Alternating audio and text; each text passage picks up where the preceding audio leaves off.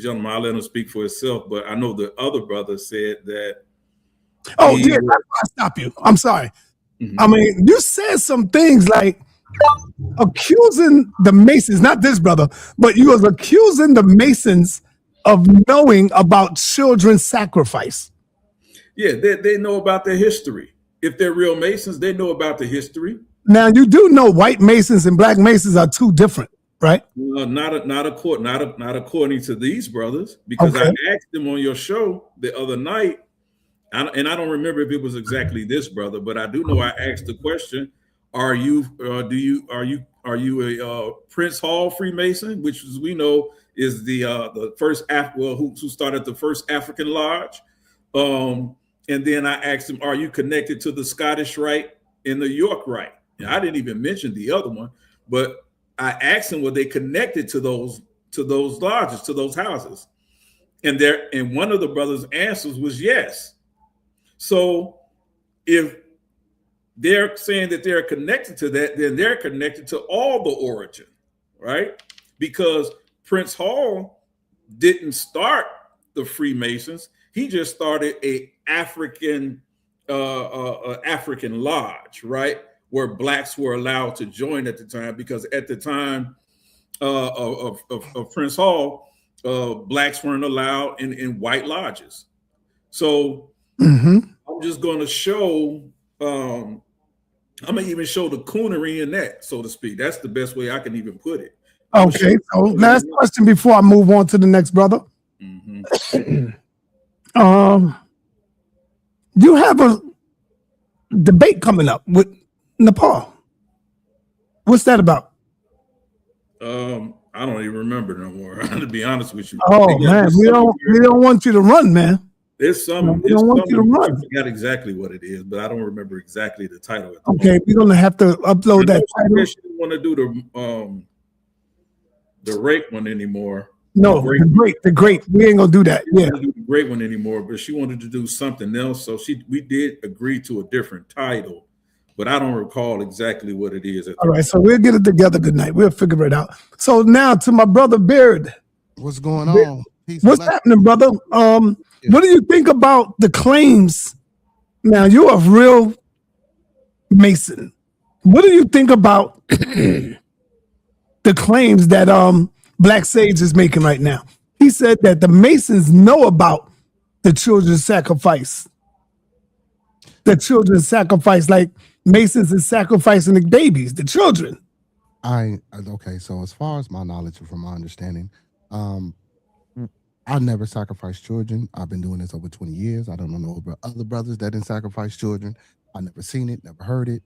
Now, if you want to talk about individuals getting off into, maybe other sadistic or maybe other ritualistic things, I mean, those are those individuals. But as a whole, as an organization, as a construct, no, we do not sacrifice and kill children and traffic children and any other such. No, that's all right. How long have you been a Mason? Over 20 years, brother. Oh, wow. Over 20 years. So I guess, Yara, Black Sage, one of you brothers going to learn something today. And without any further ado, I want everybody to know that this is not a debate. This is a conversation between these two brothers. This is strictly a conversation, but we know conversations turns into debates. And so I'm not going to put a timer up. I'm going to ask you two to respect each other's time. Yes, sir. And if it gets crazy, I will have to give y'all time, put the time up. So without any further ado, Yara, which one of y'all would like to start the conversation? I want Yara to go ahead, man. And present this proof of us, sacrificing children. All right, Yara, you got the floor. As I stated before, he said us sacrificing children. I stated already that there is no evidence of that happening today in modern times, but we know that those are the deities and the origins that they come from. And if you connect yourself to those origins, if you're saying you came from those people, what I'm saying is that I've never seen any Mason give any objection to those origins. Okay, well, show me the origins where you said that.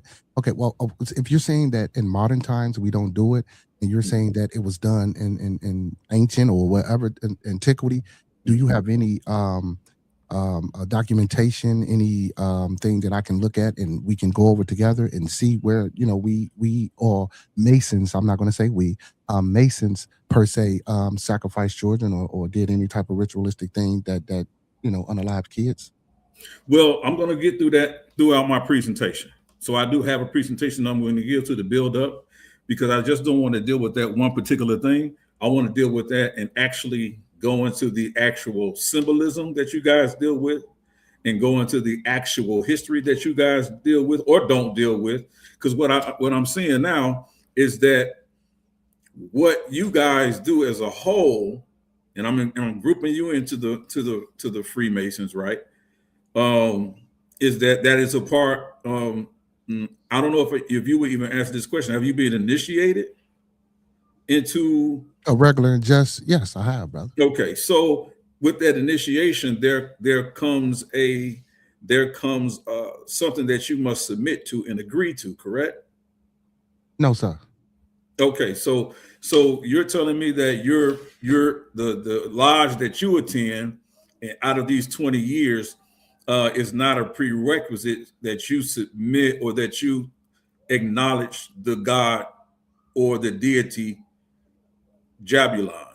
No, sir. Not at all whatsoever. And you've never No, heard sir. of that in your lodge. No, sir. I know He's what not, you're he's not a about, but no, Mason. He's not a no, sir. Mason. See, Because okay, hold on, sir. So listen, let me tell you something. So what you're talking about is adopted right. The things that you're talking about, those things are in an adopted right. So in Masonry, there are only 3 primary degrees. Anything else is an adopted right. Okay, well, we all know everything is made up, right? So we're gonna, but no, the we don't know foundation. that. Come on, bro. No, we don't know that. So the premise and the foundation of Masonry is 3 principal degrees. Anything else, as I stated yesterday, as the red house, the black house, and any other degrees you get deferred upon you, or that gets deferred upon you, those are adopted rights. So those rights are not necessarily tied originally or fundamentally with the first 3 degrees. And when you say rights, you're talking about ritual, right? No, well, you could say. Hold up for a minute, y'all. Beard, do you have a presentation you want to show as well? I didn't come with no prayer because this is the discussion. Okay, so this is right. So this is what I'm gonna do, y'all. I'm going to being that you're the only one that have a presentation. You can present. I'm going to allow the brother to stop you when he ready to stop you. Like if you say something that he disagree with, I want the brother to say, "Hold on for a minute," and let him elaborate on what's going on. If it's, you know, if he wants to speak on that, he can speak on it. So that's really how I would like to do it. I don't have a problem with that because one thing too, out of respect, brother, can you stop saying that I'm not a Mason? I didn't say you wasn't an Israelite. You know, no, brother, he's a Mason, man. Come on. Hey, listen, brother Yara, can I please just hold on and I'm gonna let you go. I'm not saying you're not an Israelite, so can you stop saying that I'm not? Like let's start the conversation off as men and present ourselves with proper decorum on the Elder Show. I'm not saying you're not an Israelite, so please don't say that, brother. Because as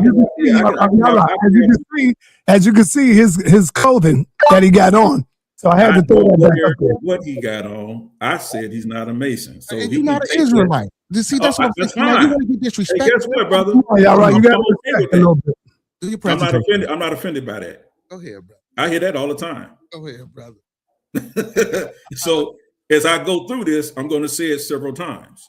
You're not a Mason, and I'm going to. You're not an Israelite, brother. I'm fine. That's perfectly fine. I can deal with that. We're in the toughest environment, right? He's a Mason, y'all. Come on now, bro. You're an Israelite, bro. Disrespect, but this is what Elder Yara does. See, because he does this because he wants to excite me, right? So if I get excited, I can't present, or I can't maybe say what I want to say because I might have a little cloudy hair, but that's not going to work, Elder Yara. I've been over here watching Sonetta for a long time, and I know how you operate. That's why I ask respectfully, brother, for you not to do that. As a grown man, as a scholarly grown man, brother, you don't have that proper respect and decorum. Okay, fine. You're not a Mason. All right, so let me show my presentation. He's the goofball, he's the goofball, man. This man is a whole goofball. Hey, listen. All right, let's go, y'all. Come on, let's go. My presentation, bro. All right. And then you can stop me and ask all the questions you like. Carry on, brother. Absolutely, I will. All right. Sonetta, I'm going to play a series of videos because I want to show that this is not Elder Yara's information and that this is some of this information are coming directly from people who are Masons, right? So I hope it's all right to play the video. let me show this. And you can Did you hear me? let me know, Sonetta. No, what'd you just say? I said, I hope it's all right to play the video without getting flagged. You hear me? Yeah. It's yeah. No, you got a right to play it. It's for educational purposes only. All right, your video is I'm up not and going to show. play the whole thing. Okay, and then just let me know if people can hear it.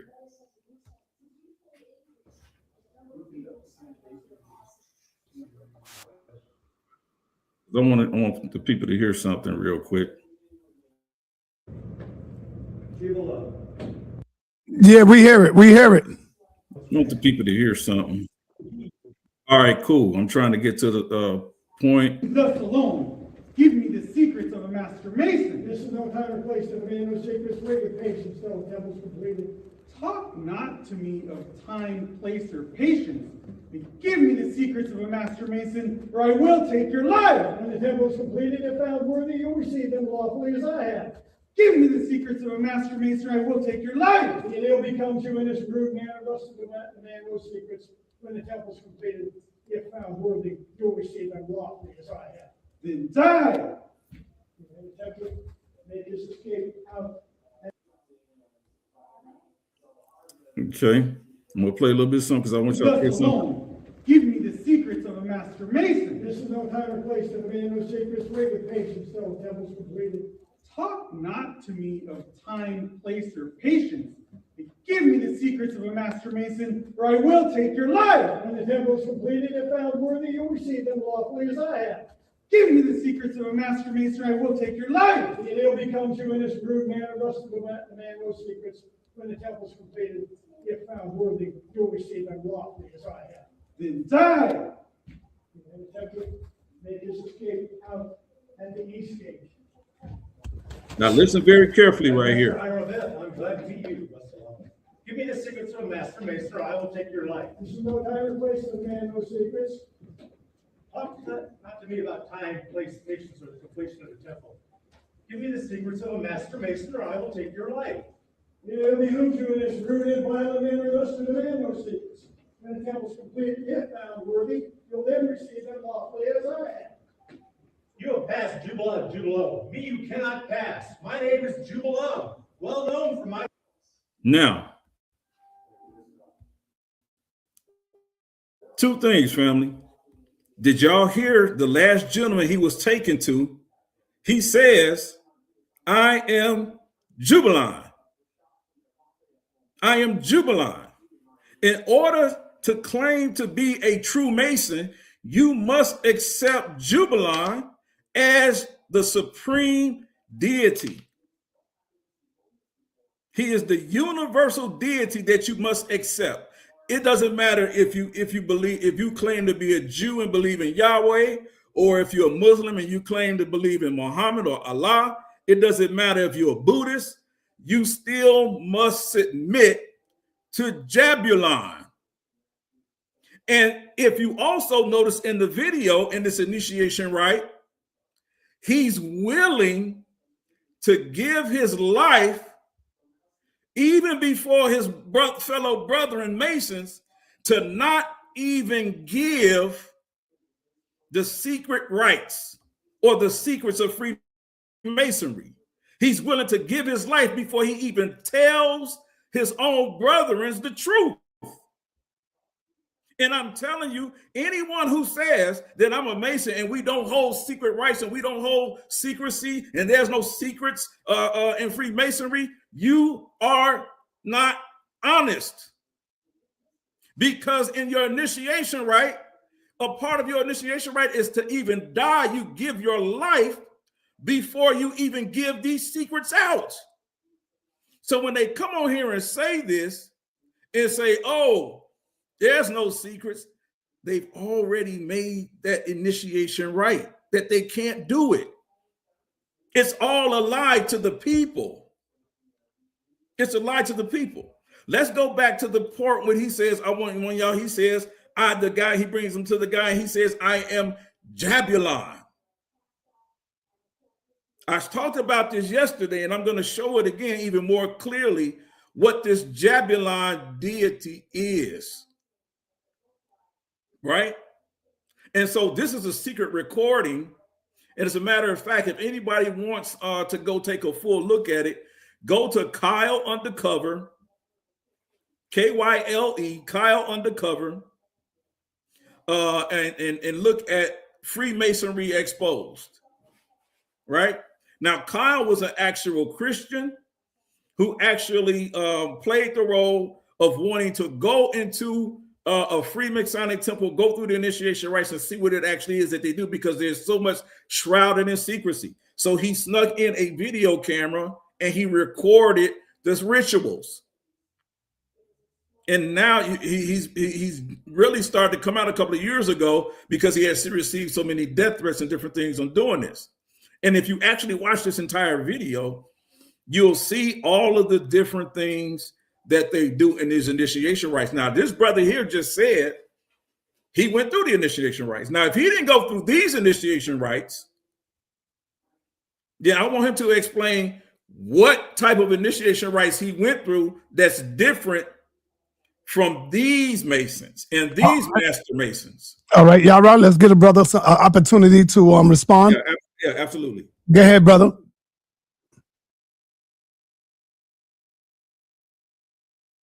Unmute yourself. Unmute yourself. Okay, I don't know what the hell that is you showing, but Shawnetta, please take that down. And for anybody, please don't watch that. So first of all, we're talking about three, and for the brothers that's in the chat, I'm going to do my best to explain without doing too much or saying too much, but I will not tell you how and what rituals and rites and things that I went through. But what I will do is explain that. So 3 ruffians, East, West, and North Gate, right? So these 3 ruffians, you got the name wrong. It's Jubella, Jubello, and Jubalum, not Jubalan. You know what I'm saying? These are ruffians that did things to the master, the Grand Master Hiram Abiff, as he was trying to, when he came through, doing whatever he was doing, putting his work on his trestle board. He was trying to leave, or whatever the case may be. I'm gonna shorten the story up. And as he was trying to leave, he was accosted and approached by 3 ruffians. These 3 ruffians' names were Jubella, Jubalum, and Jubella. Those are ruffians. Those are people that was trying to kill that man. Those are not people that we pay homage or reverence to. And that's it. Period. All right, that's all you want to address so far? That's it. Yeah, because what he put up there was madness, and I ain't never seen what he put up there, and I don't know what that was. I'm sure you haven't, because only a real Mason would have ever seen that. So let me continue, brother. I'm from a regular. Listen, let me tell you, I'm regular and recognized, brother. I got you. I'm not regular. I'm from a regular and recognized. Yeah, I believe you. I believe you. But a real Mason would have known what that is. But I'm trying to teach the people. It is their job to have this plausible deniability. It's their initiation right. It is their life. It is their life giving ritual to say. He has to say that. It's and then when he says, "Oh, these I don't were just have to 3 say anything, that's brother. the cover story." Brother, I don't have to say anything. So listen, let me tell you something. So if me, you, and Sinetta is on the football team, right? And the coach give me, you, and Sinetta orders, are me and you and Sinetta gonna go to the other team and tell the other team the plays that we finna run? So why would I, if you're not part of my club, or if you're not my brother, why would I come tell anybody about what's going on in my house, brother? You know what I'm saying? Yeah. So for you and anyone else in the chat, that's why you're not going to know any and everything. Hold up, let him finish, y'all. Let him finish. No, so for you or any other brother or person in the chat, yeah, I'm gonna give you what you need to know. But anything that you don't need to know, I'm not gonna give you that, brother. Again, like I said, if me, you, and Sinetta were on a team and the coach gave us the plays, me, you, and Sinetta, the elder, we not finna go to the other team and say, look, we finna run this play, so your man need to be. Come on, brother. No. And y'all talking about these secrets? Tell me what man on the face of this earth ain't had a secret to keep to himself, brother. So again, you agree with me that there are secrets that you guys hold that you cannot share. So for you to come up here on this panel, secrets, can I finish my statement, brother, real quick? So when you come up, so hold on, brother. So when you come up on this panel and you agree to have a discussion, right? And I pose these questions and you say, you know what? I don't know what that is, or why would I give out our secrets? What you're doing, brother, is you're not. That's you're not being able to honestly. Did you listen to what I said? I didn't say I wouldn't give out no secrets. What I said was, brother, if you're not privy to the information or the inner workings of what I do, again, if I was on a football team with you and the elder Sinetta, we're not finna go to the other team and tell them the plays that we are finna run, brother. That's insane. Are you serious right now? And when you say running, when you say going to the other team, what do you mean? Not sharing. When you say not sharing plays, are you sharing not sharing secrets? Okay, let me break it down. Let me break it down for you, Elder Yara, since again you don't understand. So now, I understand what you're saying. You couldn't possibly. So I said, me, you, and the elder Sinetta, and we were on a football team, and the coach came out and gave us the next 3 plays, right?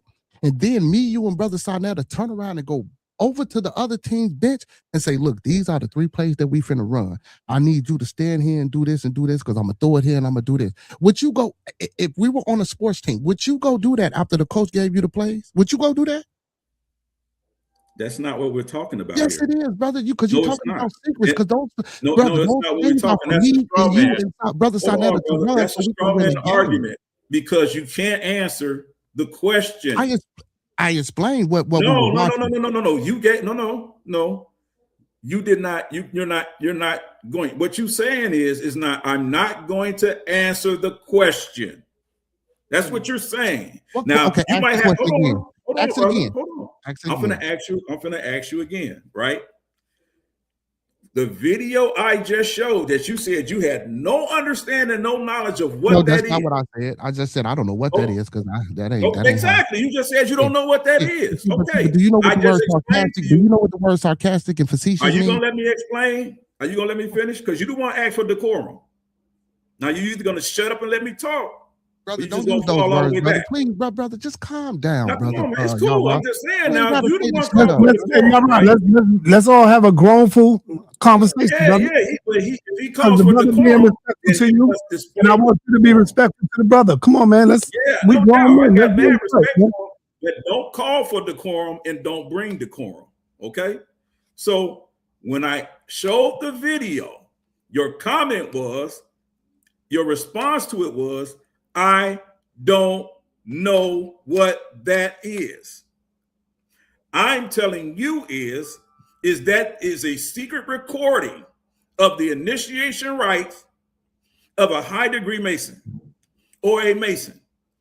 Either you're not that in high degree in 20 years and you don't know what that is, or you're just not being honest in telling us that you don't recognize what that is. It's the only two. So my point in this whole presentation is, brother, is that if you don't recognize what that is, and I believe it was you who said you're a part not just of Freehall Masonry, but you also follow the Scottish Rite and the Scottish Rite. That was me, right? Brother. Yes, sir. Right. So those gentlemen are part of the Scottish Rite. I gave you the video. I'm gonna tell y'all the video again. It's called Kyle Undercover, Exposing Freemasonry. Search it on YouTube. Go watch it. You'll see it. This is I want to say this real quick. I think the mistake that you could be making, Yara, is that different lodges in different don't help him. Sorry, don't help him. Hold on. Different lodges in different cities, they have different rites of passage. They different. Like the one in New York, where I'm from, they come down the street dressed as a woman, and they got balloons in their chest, and they wear skirts and dresses and wigs, and they all got a rope around their wrists where they all chained up. And they come down and they be talking, I want to be a Mason. They do that. That's like a different. I know he probably didn't do that. No, hold up. I know he probably didn't do that, but that's what I mean. Different Masons do different things with their thing. I don't need you to explain it to me. Okay. What I'm saying is that this is what I'm saying to you and this brother and everywhere else. What you just explained, Sonetta, in the video which I just showed, right, is a pagan ritual. The topic of this is, do y'all still practice these pagan rituals? That's a pagan ritual going back to the goddess of light, or Venus. This is why Freemasons, real Freemasons, are referred to as the sons of light, because it's referring to that goddess, and they're dressing up in honor of that goddess. See, this is the information that I'm trying to get y'all to see, and I'm telling y'all, he's never going to be able to say. He can't say. If he claims he's a Mason, he's never going to be able to say, this is what we do and this is what we don't do. But you're that ritual right there, you just said you saw with your own eyes. I promise you right now, that brother will not explain to you exactly what the origin of that ritual is. And if he doesn't know, that even further supports the fact that he's not a real Mason. I can tell you what it is, because I asked him. When I seen it, I ran over there with my camera, and I was interviewing the ones that was, making the brothers come down like that. So I know what it is, because he was telling me everything about it. I just told you and explained. And it got something to do with the women. I know it got something to do with the goddess. It's about respecting the woman, though. It's about respecting that goddess. It's not about respecting the woman. It's a goddess that they worship, a female goddess that they worship, and it's Venus. This is where we get the term. This is where the term Lucifer is connected to, because the term Lucifer, or phosphorus, or light, and I'm going to show with somebody. I got a video, son, that I'm going to play of somebody that and has been on this channel and is respected very well, and will actually tell you what the actual name of this organization comes from. So I'm glad you brought that up, son, because I'm going to make the connection. Because when I'm showing you right now that this brother who claims he's been a Mason for 20 years, either is a liar or does not know what he's involved with. So you talking, and you don't know what the hell you talking about, because I explained what that ritual was that was on the screen, and it wasn't properly done in the correct way. That's first. Secondly, yes, sons of light. And again, you're conflating and mixing a different adopted rites. Masonry is fundamentally 3 degrees, and anything else, as I explained when I came up here, are adopted rights, brother. So when you get to the sons of lights and you get to talking about that, you're into the adopted right parts. And we're talking Masonry, we're talking 3 degrees and 3 degrees only. Now, if you want to go into the Scottish Rite, York Rite, different way of practicing Masonry, that's cool, and origins of that. But when we're talking about Masonry, we're talking about 3 degrees, not any and everything else. See, this is what you don't know. So you don't want to get information and knowledge from a different bunch of people, and you trying to put it together and group it as one. And that's not how this is going to go, brother. And you can't force it upon me to make it go like that. I'm trying to explain this to you, Elder Yara. Now, so who's to say that the people that you were talking to, since you're calling me not a Mason, who's to say that they was? Who's to say that they was real? I think you might have been talking to an imaginary damn friend or yourself and made all this shit up. I'm sorry, you made all this stuff up. I apologize, Elder. Like, bro, I'm sitting here telling you, I explained that was the Grandmaster Hiram Abiff, brother. He was accosted by 3 ruffians named Jubello, Jubellum, and Jubala. Not Jubalan. I explained this and I said this now. Again, see, you get into the different tongue and dialects. You know what I'm saying? And it's a story that I won't go further into about the different tongues and dialects of certain words that people said, and they wasn't able to do whatever they needed to do because they were of the same. But again, they were from a different faction. Like Sonetta said, everybody doesn't do the same thing, brother.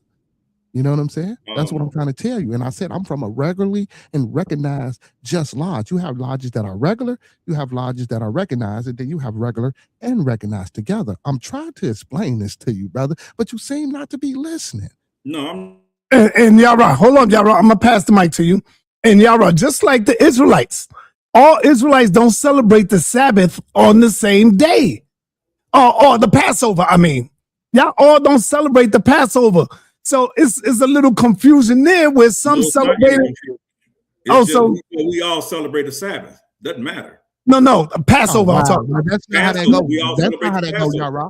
That's no, Yara. I meant to say Passover. Y'all don't all celebrate the Passover on the same time. No, you don't. Oh, no, you don't, bro. We do.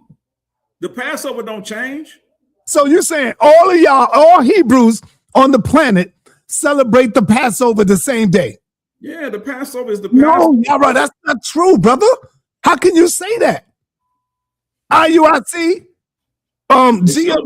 they celebrate the Passover. All of them celebrate it in 3 different times, brother. No, they don't. So now the Israelite has their own stated. Israelite has their own calendar, bro. Listen. All right, brother. Go ahead. You got it. I'm not going to argue with you, brother. You're right. Now they may not observe the Sabbath on the same day. No, I said Passover, brother. Passover. It's not, son. It's not. Okay. It's not. So you want to put 100 on it? You want to put 100 on it? I could use that 100. I'm telling you something. Yeah. What I'm saying to you is that when I'm talking to this brother right here, I'm not coming here with any of my sources. I'm coming here with sources from the people who say they are Masons. I'm coming to people, right? Hey, Yara, read that comment from my captain. Read that comment from my captain, Cesaria. I don't even know why you did it, Si. You ain't even have to put it up, Si. He don't. What he say? He just want to argue with me, man. It says we do have the Passover. It says we do have the Passover on different dates. Because the captain will tell you some of them got it twisted. Some of them don't know the right dates. Captain will tell you that, brother. Yeah. Listen, brother. The Passover is based on calendaring, bro. We still observe a Passover. I know you do. I said you didn't. I know you do. But I'm trying to tell you, the point that I was making. That's a straw man. They didn't even a part of that don't mean nothing. But I'm gonna tell you what he's saying. When he's telling you a story about these 3 ruffians, that's made up shit that came on later when they got discovered that they were worshiping this goddamn false god, Jabulon. And I wasn't saying no Jubilee, nigga. It was Jabulon. Try to be respectful, brother. Come on now. Brother, I didn't call you a nigga, man. Just like I did yesterday. Why you so? Why you so? Wait a minute. Bro, what's wrong with you, bro? Wait a minute, bro. Ain't no wait a minute, no, bro. It is wait a minute. Did you? I'm being peaceful with you, brother, and I'm being respectful. Was you being peaceful and respectful? Were you being peaceful and respectful? That's that. Hold on, y'all. Let's start this over. Come on, Yara. Let's calm down, brother. Your brother's not the enemy, brother. Calm down. Because, bro, I'm trying to learn from him just like I want him to listen to me, bro. Okay, but he's calling me niggas. He's saying I ain't a Mason. I asked him to be respectful, and he's seen he can't do that. I'm still gonna have the conversation. It ain't calm. This is me.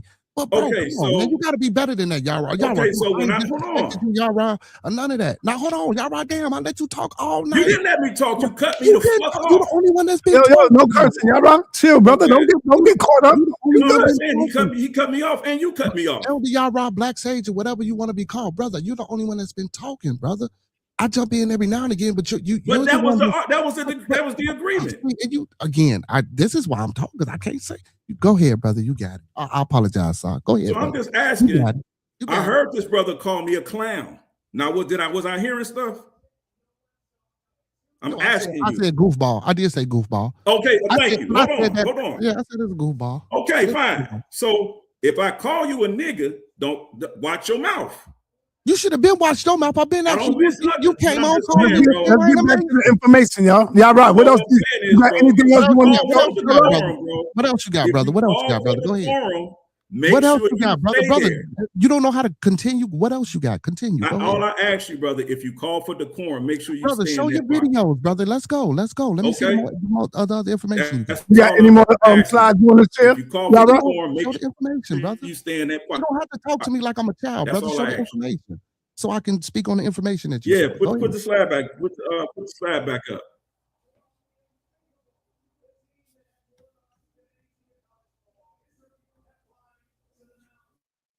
Right. Let me go down to the next one, bro.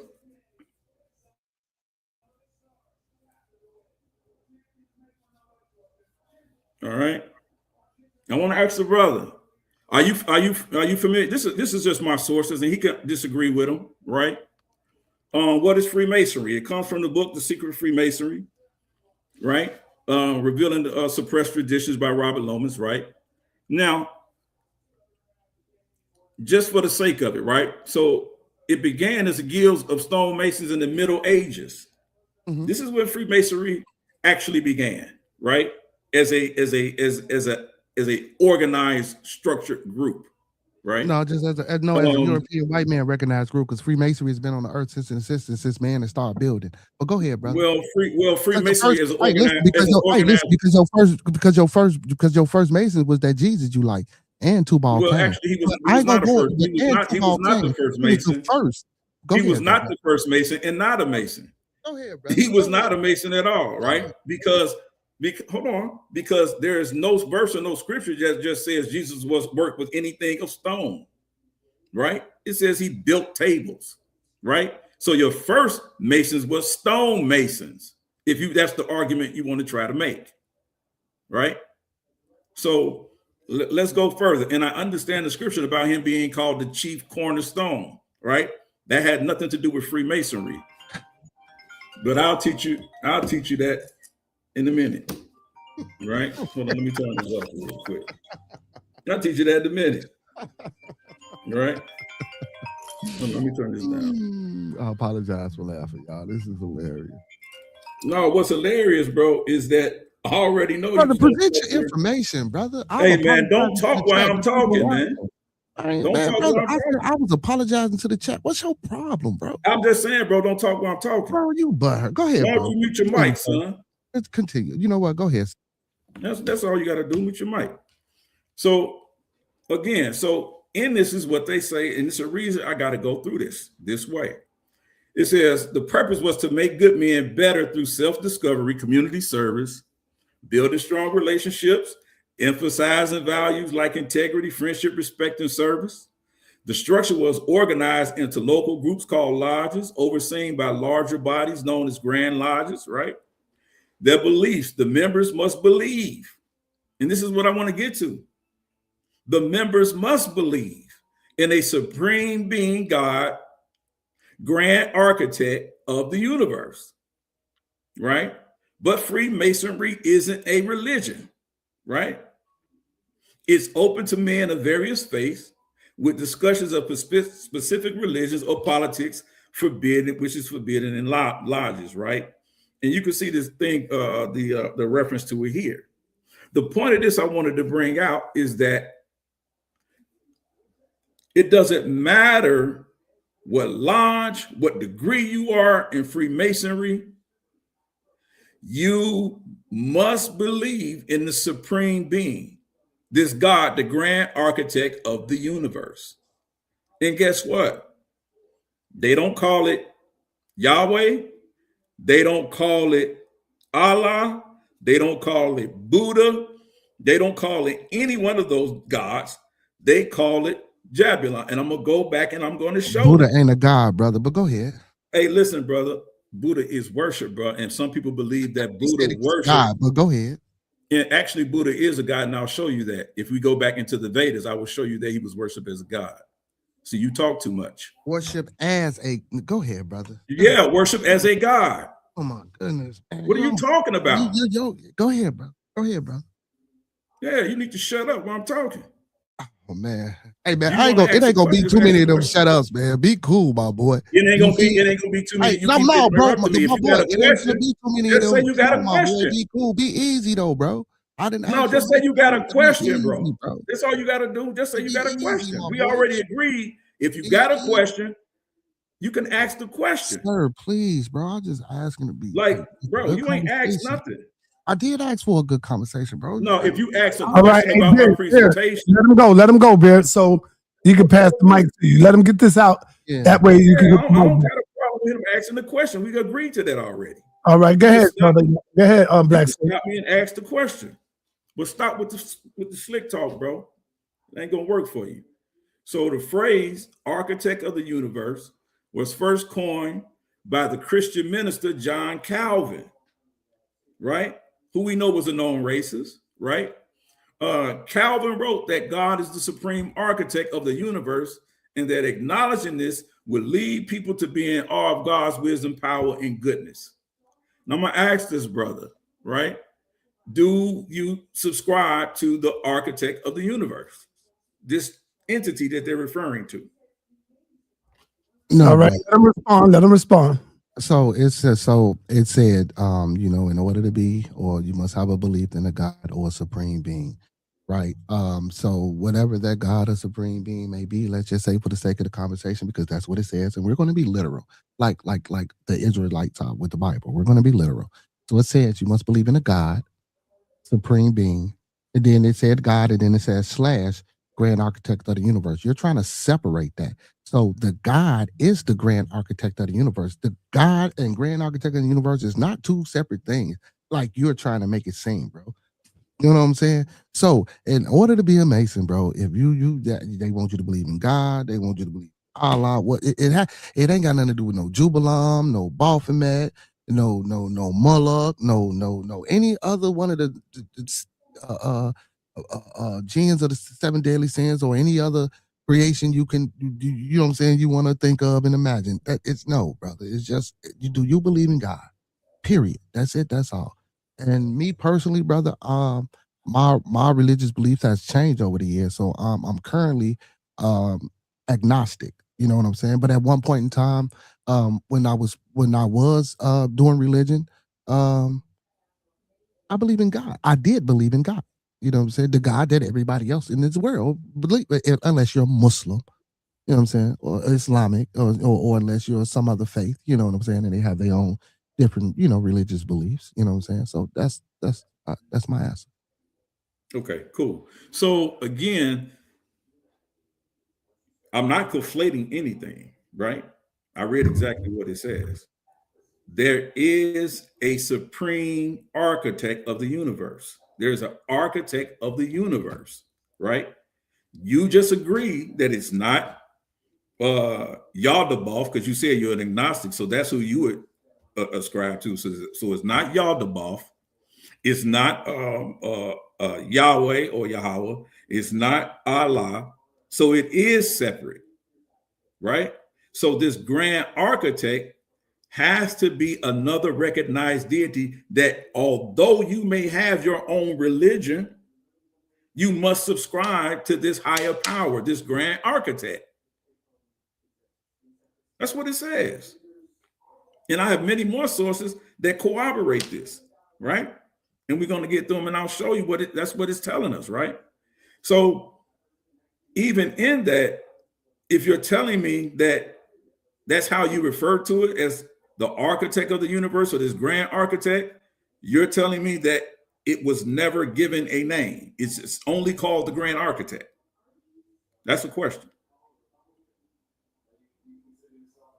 Say the question one more time because I really want to listen. Say that one more time. Yeah, I bet you wasn't listening. So this grand architect, it's never given a name. You can give it whatever name you want to give it. Don't y'all call him Jesus or don't y'all call him Yahweh? You know what I'm saying? That's up to you. That's up to you. I don't know what you believe, brother. I don't know what you believe. It's up to asked you a You can give question whatever. in I'm regards telling to you. Freemasonry. You asked me a question. Can I answer? I'm Right. telling you whatever you No, I want. asked you a question in regards to Freemasonry. And I'm In trying to Freemasonry, is there a name for the God who y'all call the architect of the universe? He just the grand architect of the universe, brother. That's it. That's all. So it has no name. No, well, if you want to give it a name, you can. Again, Yeah, you're that's not not what I'm listening asking to you. me. I'm saying, so according to you, it has no name and it was never given a name. You know what? I don't know, brother. I'm gonna say that. I don't know. Go ahead. Yeah, that's what you got to say. You can't say nothing else but that, bro. This is what I'm trying to get y'all to understand. He can't say anything else but that. This is why I was telling you, Sarnetta, it's impossible to have conversations with them because their whole initiation is to not have the conversation in earnest. That's the whole point of this whole secrecy of it. He cannot say it. But I'm telling you that the secrets have been told, that we know that this deity is not of the three ruffians. That came on later. This whole cover-up story about who this deity was. This deity that they worship is Jabulon. And I'm going to get to it and show y'all who it is. Can I ask you a question? Yeah, absolutely. So what's God's real name? God's real name is Yahweh. Is Yahweh? My God, yeah. I don't know what your God's name is. Okay, so your God real name is Yahweh. So where you get that from? What does it have to do with Freemasonry? No. I mean, you asking me questions. I'm asking because I'm asking you. I can ask a question. You said where it come from? Because we're talking about pagan. Because the title does say it's pagan, right? Right, pagan. Is it right? They all things pagan. Yeah, all things pagan. So, what's your God name? You say Yahweh, right? Or Yahweh? What you say? Yahweh, not Yahweh. Yahweh. Okay, Yahweh. Okay. So why did it go? Why did it change from Yahweh to Yahweh? How that come about? That's dialect. Okay, so it's dialect. So it's okay. Yes. Okay. So can you? Where can I go to find this out? You can read any Bible. Pick up any Bible. Any Bible. What scripture in the Bible explains what his name is in the different dialects between Yahweh and Yahweh Shah, as you say? I didn't say nothing about Yahweh Shah. What name you said? What you say? What you say? You can go to any. You can go to any. Yahweh Shah is Jesus. Okay. Yahweh supposed to be God. Okay. Yeah, you can go to any. Hold on. He can go to any exhaustive concordance. You can go to Easton's. Matter of fact, go to Easton's exhaustive concordance, and they'll give you the different names between Yahweh. Some will say Jehovah. Some will say Yahweh. So you can go and look at exhaustive concordance. That's your homework. It's easy to do that. Okay, so you say Jehovah, you say Yahweh. Yeah, they'll give you. Some people will give you different. But which one is the proper? That's what I'm saying. So which one is actually the proper name? Well, the proper name is based on whatever dialect you speak, right? So if no, I'm in China, no, because we're talking about origin. I give my answer, or you just gonna cut me off? Go ahead. So, in different dialects, you have different tongues, right? So people speak different words in different languages, right? But they account for the same exact thing, right? So what you're asking for is transliteration, right? Or versus translation, right? So no, but okay. Listen to what I'm telling you. I'm sorry. I said I'm sorry. Go ahead. So in the Latinized version of Yahweh, of the Aramaic version, you're going to get Jehovah, right? In the Hebrew word, you're going to get Yahweh. You see, those are different dialects of the same name. Okay.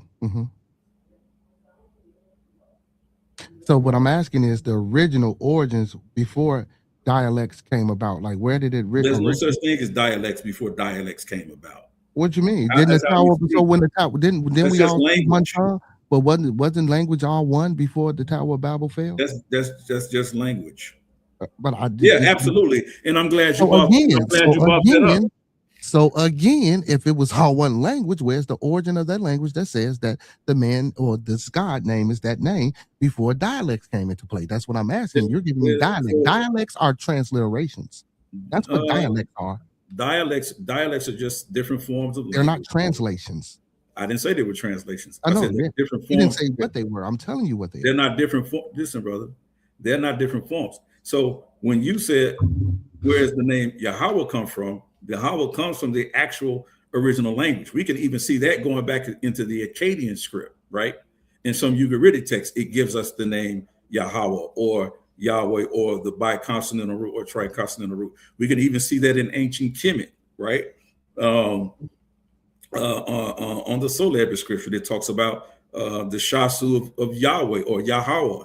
So we can go back in history and see the progression of this name and how it was spoken. If you want to go to a biblical text, right, as you basically, I think you tried to go to in the Table of Nations in Genesis chapters 10 and Genesis chapter 11, it says that God came down and confused the languages, and that men began to speak in different languages so that they wouldn't understand each other, right? So their language be confused, right? Because the people are one and there was nothing that they could not do, right? Because they were one, based on one, not also in just in thought, but one also in language. So the languages were confused if you're going along the biblical narrative. But I'm not arguing with you about the biblical narrative. I'm telling you, we can go back in history and look at different variations of the same name of the same deity. And I just gave you, I just gave you one. I can give you more. We can look at the Ebla tablets dated 1500 BCE, and it gives us the name. Yeah, and it gives us the name Yahweh or Yahweh. Okay, and then we can look at the Soleb scripture and it gives us the same thing. So we can at least go back that far and know that that is the proper name. Mm-hmm. You got it, brother. So good, let's get back to the masonry thing. So let's go, man. That was a bit much. But let's go. Any other information that you know what? I kind of like that because now the tides have turned when you put Yara on the hot seat. I like that. And then Yara threw you on the hot seat with the mason. I've been following you for a long time. So I like that, man. I think you should stay with that strategy, brother. A little bit back too. That's all. Yeah, that was good. But Yara knows his stuff, so yeah, because that didn't make no sense. On the Bible. Yeah, he can try. He just have to accept what I say or don't. I can care less either what he says, right? But I want to show something else, right? Before I even get into this, right? Mm-hmm. Right, because first of all, screen sharing, Yara. Yeah, first of all, I really want to get in. Here's what I'm saying. So I want to make this a whole connection, and I'm glad the brother already said that he's a Gnostic, right? I'm glad. I didn't say I was Gnostic. I didn't say I was a Gnostic, brother. What did you say you were? Did I mishear you? Agnostic. Oh, you were agnostic. Okay. Now I'm agnostic. Okay. I got you. There's a difference. I got you. There's a difference. You know that, right? I'll retract that. You know there's a difference. I'll retract that. You did not track that. You did not say. I would track that. You did not say you were agnostic, right? So I won't. You say you're agnostic. So that's fine, and that's acceptable, right? I mean, I would believe that most Masons would be. That's not true. That's not true. Why not? It's not true, brother. I know a lot of Israelite Masonic brothers. I believe you. I'm not denying that. Y'all got a whole lot. That's not an argument for me. I said they're coming in here. You could be a Jew, you could be a Hebrew Israelite, you could be a Catholic, you could be you can come from all types of walks of different religions and be a Freemason. Well, technically you can't be a Catholic, but there are Catholics. Like the video, thumb up the video. Now why did you have to say that? Because you know that's not true. You say so. Why did you say explain to us why a Catholic? No. We're not. No. I'm asking you a question now. Let's stay on topic. Just answer my question. We are talking about Freemasonry. Yeah, but let's stay on topic with the Luciferian and the Freemasonry. Brother, we're talking all about Freemasonry. Why did you say? Why did I say Freemasons can't technically be Catholic? No, I didn't say that. What did you say? No, I said, they say Catholics can't be Freemasons, but some of them are. Why Catholics? I'm not Catholic. Okay, so are you saying? So why did you even bring that up? Because that's something the Catholics say. Christians say that. You got Hebrew Israelites say you can't be Mason. The question, damn, Yara. I'm spewing out information from people who I've talked to, just like you're doing. You feel me? So, ain't no way, brother. So again, I have heard in the Catholic world that Catholics can't be Masons, but again, they are.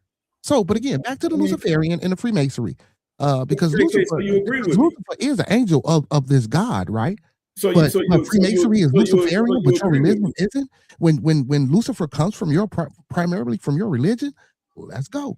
Actually, Lucifer doesn't come from my let's go back. religion. I'm an Israelite. Okay, Lucifer doesn't come from my religion. They come Let's from go the back. Catholics. So you don't believe in Lucifer? Why you keep saying Lucifer? No, I don't. Okay. Because So well, they come if you from don't the believe in him, then I don't either. So I don't even know what this Luciferian thing is. Yeah, I know, because I'm talking about the origins of No, ain't no origins. Freemasons. But again, your origins. That's the conversation. Come on, let's go. So if you want to talk about what the origins of Luciferian is, that has nothing to do with me being an Israelite. Brother, let's stay on topic. Now, hold on, bro. Now, listen, bro. Slide. No, we can get there. We can get there. No, I'd like to take my time. We can get there. Hey, bro. Okay, fine. We can get there. Hey, I'm gonna guide you, brother, because I think you need a little bit of guidance, brother. No, I think you just need to shut the hell up and let me get through this, because at the end of the day, what I hear is fear. All right, hey, Bear, let him go. Let him go, Bear. All I hear is fear. I want him to get to the information side. He's getting to it right now. You don't shut up. He's getting to it right now. Let's go, Yara. Yeah, bro. Real, bro. So this is what I'm saying. So let's get back on topic and dealing with this grand architect of the universe, right? So Christopher Hafner, right? Who's was a Freemason at one point, right? His explanation of the Masonic concept of a great architect of the universe, he says, as a placeholder for the supreme being. He doesn't make a distinction between the two. So when I say the grand architect and the supreme being, that's exactly what Freemasons actually understand, right? Of one's choice is given in Workman Unashamed. And I'm going to take you through something and show you what they actually say, right? I'm going to show y'all what he's actually saying. It says, and this is a quote from his book, Workman Unashamed, the testimony of a Christian Freemason. So he says, now imagine me standing in lodge with my head bowed in prayer between Brother Muhammad Bokhari and Brother Arjun Malawi. He said, to neither of them is the great architect of the universe perceived as the Holy Trinity. To Brother Bokhari, it has been revealed as Allah. To Brother Malawi, it is probably perceived as Vishnu. Since I believe that there is only one God, I am confronted with three possibilities. He says they are either praying to the devil while I am praying to God. They are either praying to nothing as their gods do not exist, or they are praying to the same God as I, yet their understanding of his nature is partly incomplete, as indeed is mine. And he's taking that from 1 Corinthians chapter 13, verse 12. He said, it is without hesitation that I accept the third possibility. The third possibility was what? They are praying to the same God as I, yet their understanding of his nature is partly incomplete, right? That's very important here in his understanding of this deity. Why? Because he's saying that they're praying to the same God, and this God to him could be Allah, it can be Vishnu, and it could be the Holy Trinity, the Father, Son, and the Holy Spirit, all wrapped up into one. This is their understanding, right? And I'm going to show y'all why that point is very important. You got a question about that? I think I told you this already. I said this already. Yeah, I'm actually, do you have a question about it before I go to the next slide? No, sir. Yeah, I already explained that. I already said what you just read. Yeah, so I'm glad that you agree with me. So, but what it doesn't give us, let me go back real quick. I forgot one point real quick. But what he never says is the name of this supreme being, right? Or the great architect of the universe, right? They just use that as a placeholder. And what is that placeholder for? Can you tell us that? I don't know what the placeholder is. I don't even know. What do you mean placeholder? He said he said, so I'm going to read this first part of this again. He said the Masonic concept of a great architect of the universe as a placeholder from the supreme being, right? So basically what he's saying is that there is a separation between the supreme being and what they call this grand architect. He's saying he doesn't actually understand what it is, the difference between him and his other brothers, except they all have Masonic brothers, is that they have different degrees of religious beliefs. Now we know it's not a religion. So if it's not a religion, he can't be talking about Allah. He can't be talking about the Catholic deity. He can't be talking about Vishnu. But what is this grand architect of deity? What is this grand architect of supreme being then that he's referring to?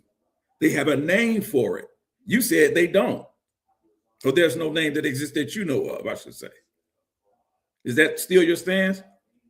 Yeah, we're gonna rock with that. Okay, cool. Rock with that. All right, cool. So let's go here. Are you familiar with Albert Pike? Yes, Morals and Dogma. Good book. Okay. Have you read this work? I have the book. Okay, great. Do you have it with you now? It's in my. I ain't finna go digging because I wasn't here for a presentation. I was here for a conversation. But I know the book. I can. Come on. Let's. Okay, great. So, are you familiar with chapter 4, the origins? Right. Go to chapter 4. Open it up. This is what you finna do. Yeah, I'm just gonna go to it real quick. Let me see, because I think I got it in here. Actually, I might can pull it up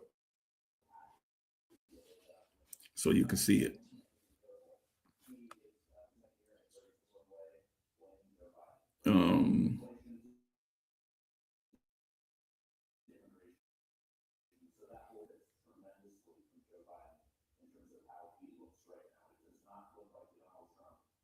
Can you see it, Senator? Yes, I can see it. Okay. Is this the book, brother? Did you say you have?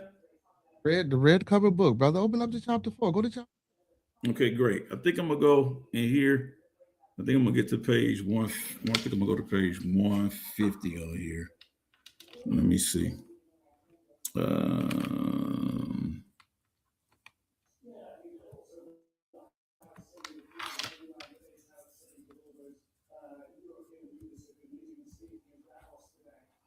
Let me see if I can get to 150. All right, and then let me see if I can make it bigger. Can y'all read that pretty good? Or is it real small? You can read it to us, brother. Go ahead. Yeah, it's tiny, but you can read it. I believe you, brother. Okay. Yeah, I'm gonna have to pull it up so I can read it a little bit. All right. So this is what he writes. Now, do you ascribe to Albert Pike? Do you have any objections to his work?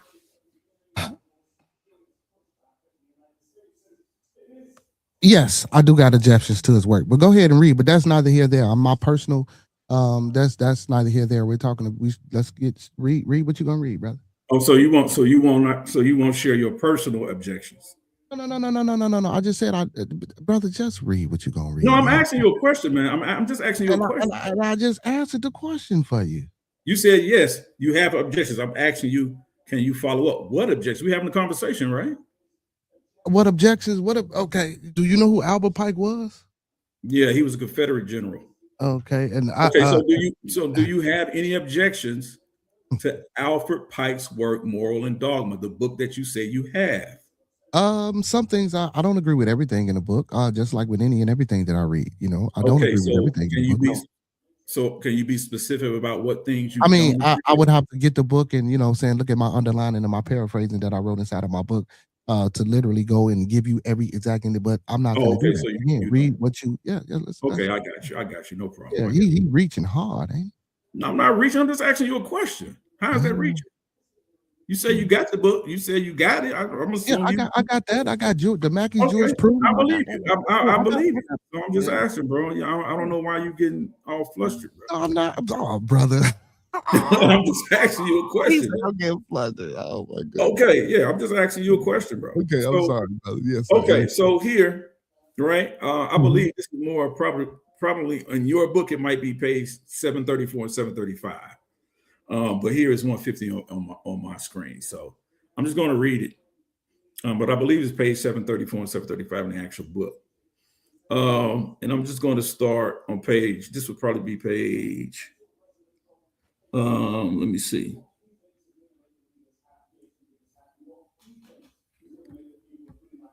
I think I can actually see the page number on here that it actually comes from. Hold on. Because I want to get you to the right page. You said chapter 4, page 151. It's not it? So okay, so tell me page 105. It's page. I'm just want to get to the right page. So it's cool. No, I ain't saying nothing, brother. Yeah, page 105. I could be people that's listening. I want them to actually be able to go and look at it. So page 105, chapter 4, right? And let's talk about some of what this says.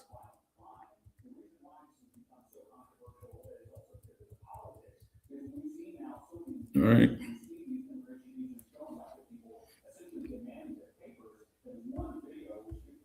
Let me go back to it real quick.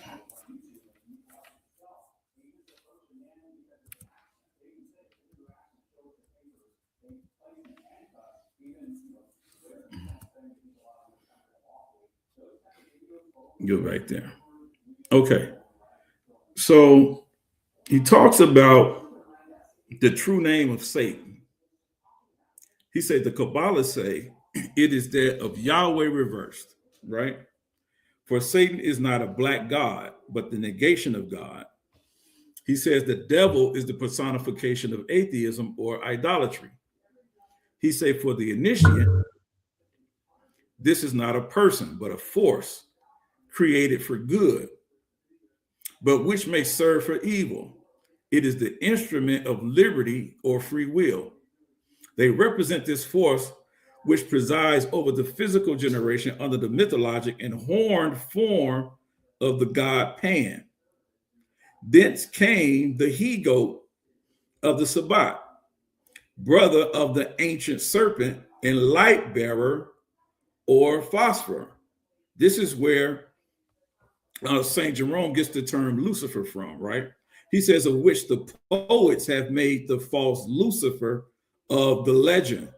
He says, so the Lucifer is the false legend. He said, but they actually refer to it as the light bearer or phosphor, right? Which means light, which is the alliteration back to the planet Venus, right? Which they initially in ancient times thought it was a star or the bright star, right? He says, but under it, the horned form of the god Pan. Now, and the he-goat of Sabbath. And let's go down a little further. He said, gold to the eyes of the initiates is light condensed. They styled the sacred numbers of the Kabbalah golden numbers in the moral teachings of Pythagoras, his golden verses, for the same reason a mysterious book, Apuleius, in which an ass figures largely was called the golden ass. And then he goes through all the pagans of these various people that talk about this. Now, are you familiar with this concept of the light bearer? Because earlier you talked about the sons of light. No, you talked about the sons of light. Well, you did say you did agree with me that they are. You talked about that, but I didn't talk. You talked about it. But you agreed, right? I heard the term the sons of light. Yes, I know right, the term. And that's what you said earlier, right? Yes. Yeah. So you agree with what I said. I know the term. No, I didn't say I agree. I just said I know the term. The term is what they refer to Freemasons. Some Freemasons, right, is the son of light, right? I said I know the term. Know the term. Yes, exactly what I thought. I'm not, anyway, you're not my father. So when Sarnetta, please don't call me son. So when Sarnetta was talking earlier about, he mentioned Freemasons walking down the streets of New York dressed as women, and I said they're referring to the goddess Venus, or who they refer to as Lucifer, or it's referred to as the light bearer of phosphorus. I'm telling Sean Sarnetta, this is what they get that imagery comes from, right? And this is Albert Pike. There are not too many Freemasons. This brother said he doesn't agree with everything Albert Pike wrote or even talked about, but we know Albert Pike was very influential in what modern Freemasons deal with today. Now, if you say you don't, then again, I have to question again whether or not you're a true Freemason. You're nobody to be questioned, so I mean that's so. Okay. Hey, I didn't ask you a question. That's your opinion. I didn't ask you a question, but you can ask. You want to say something? You want to jump in? I said that's your opinion. You like whatever. No, I'm sorry. It's not Carry my on. I'm sorry. I didn't mean to interrupt. Go ahead. I'm just saying, do you have a question? It's fine. So let me go back.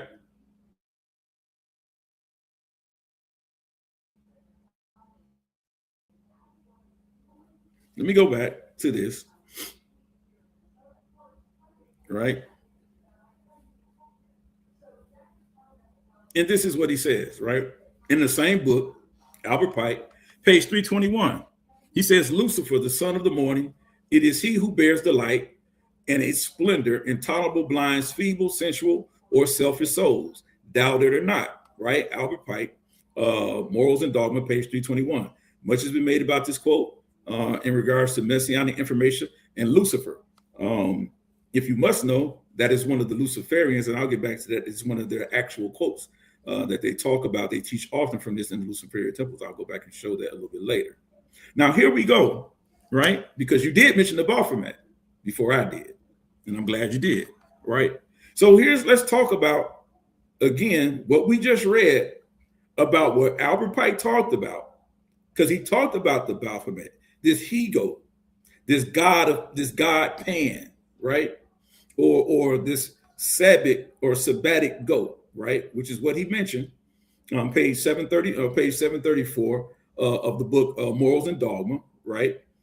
He talks about the historical origins and evolutions, right? Because we know that the Knights Templar accusations, right, in the 14th century, the name Baphomet first appeared during the trials of the Knights Templar, who were accused of worshiping a demonic idol, possibly a corruption of Muhammad or Mohammed.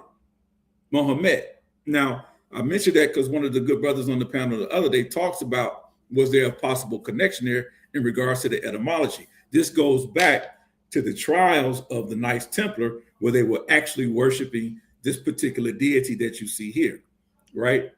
And it is in then we get to Eliphaz. So this same Baphomet that you're talking about, didn't you Hebrews worship this Baphomet by all? Didn't y'all do the same thing? Don't y'all worship this too? No. Oh, okay. You sure? Positive. Okay. How not so? Positive. Okay. Positive. So Eliphaz Levi. And I got another question. So can you explain what this has to do with Freemasonry? Yeah, I'm getting there. No, I mean, you're reading a lot. Like, what does? Yeah, that's why it's called a presentation. No, see, but we're having a conversation, not. And you're welcome to have a conversation. And so when I get to that, and I'm telling you, brother, you want to hear what I'm saying, brother, or not? You ask me a question. Listen, but listen, bro, calm down. I said we're having a conversation, right? Right. So listen, I don't mind you presenting things. That's not what I'm saying. But what I'm saying is, brother, we're moving this along. Let's have a conversation. Like you can't give me a quick synopsis or get to the point or you're ending, land your plane. I agree with him on this, Yara, because you're doing. First of all, if you wanted to come up here, no, we're having a conversation. You're not talking. I'm listening to you. Hey man, I want both of y'all, man, to really be quiet when I'm talking. Who are you, brother? This is this man's show. You can't tell this man what to do on his show, brother. Me and Sonetta had an agreement, so I don't care what you say. What agreement did y'all have? Because I wasn't privy to this agreement. Was that as I go through my presentation? No, no. That wasn't an agreement. Agreement was a conversation and a discussion. You just the flyer says a high level discussion, not a high level presentation from Yara and the brother. That's your problem that you didn't bring a presentation because Sonetta was prepared for you to do that. But we didn't say we were debating or bringing. This is not a debate. We're having a conversation, brother. Sonetta. You know what the conversation is, brother? Sonetta. You're the only one talking. Listen, I'm not talking to you anymore. But the conversation is supposed to be. All right, hold up. Y'all. A presentation is when you are debating. No, this is a conversation. This is a part of the conversation. You gotta allow the brother to have the same equal time. You're doing a lot of reading, though. Hold on. Wait a minute. To both of y'all. Sonetta, you said at the beginning of this show, Yara, you got a presentation. I said, yes. You asked this brother, did he bring one? He said, no. You said, well, Yara, show your presentation. And if the brother got questions along, then he can stop and ask questions. No, he said if the brother got questions and he want to stop you, we're going to allow the brother to stop you. So now I'm right, exactly. And you said, Exactly. well, give me a minute because I want to keep going. But that's what then I asked, and then I said, because I don't think you're listening, well, do you have a quick synopsis of the point that you're trying to get to so you can land your plane or park your car? That's Right. exactly And what so was said by me. Do you not so you understand? gotta though? allow me to answer that question, which you didn't because you can't shut up. No, listen, brother, because you're finna go back into the presentation. Do y'all understand what I'm saying here? Do you get what I'm saying? Oh, You asked me, do I have a synopsis? My synopsis is going to come along in my presentation. no, that's not what a synopsis, brother. That is a synopsis, brother. That's you summarizing. That's not you giving the Do presentation you know to how long my summarize. presentation actually is? Oh my. And I'm not even, I haven't even, you've seen me skip pages. I'm not even going through the full thing. So I am giving you a summarization of my presentation. Like you asked me a question, I tried to give you an answer. Just go on, bro. Just go, bro. Yeah, you ain't you gotta keep explaining. Just go, bro. I'm gonna let you have it. You want, bro. Let's go. Go ahead. Yeah, just shut up for a second. It's cool. Oh my God. So at the end of the Hey man, day, I told you about the disrespect of the shut up, man. Come on, man. Be cool, hey, man. Be Be cool, man. Be cool. You only man. respond. Either you can't do it on your own. Be cool, dog, but you ain't gotta say you can say be quiet, be cool with the shut up, bro. Just be cool, bro. Because you wouldn't do this if you, bro. I wouldn't do it where? You wouldn't do it in my bro. Just be cool. I wouldn't bro. do it in your face. Bro, I asked, be respectable, bro. Because if you did, bro, just be cool. Bro. I wouldn't do it in your face. Bro, you didn't call me your son, bro. Listen, you didn't call me y'all Rod. Just get the information, y'all Rod. Damn. But you gotta shut up. You right, bro. God dang, bro. You gotta shut up. I don't get it. That's what's wrong with niggas. They don't There you go again. read. There you go again. He don't know how to be disciplined and just go ahead and just say what he need to say. He gotta go with ad hominems and call me niggas and Nigga, not all call you me. you won't let me say what I gotta say because you All right. Y'all rock. I'm gonna allow you to just do this last one, and then y'all gotta have a conversation. I can't allow you to just be reading. The conversation. Okay, well, if you won't allow me to read it, then you shouldn't have said I could do my presentation. It's his fault Right, he didn't but- come because you expected him to come with us like that. I expected a debate, but I learned today that this was going to be a conversation. I thought it was going to be a debate. Remember how we talked about it earlier? Yesterday we said conversation. A conversation and a debate is the same thing, bro. Yeah, that's true. Right. But if the brother don't have a presentation, I can't allow you to dominate the conversation, Yara. That's his fault. No, it ain't no fault, brother. Because I couldn't it's about being fair, bro. With a butter knife. Yara, it's about being fair. You got to give the brother the same equal time, man. No, I don't mind him giving a presentation. You got to be able to go off the head, Yara. Like this brother going off the head. That's having a conversation. You can start checking me. I give resources in the books for people to go read and look it up. Tell me what I gotta do. Google it. Don't tell me what I gotta do. Right? All I'm saying is that don't bring a butter knife to a gunfight.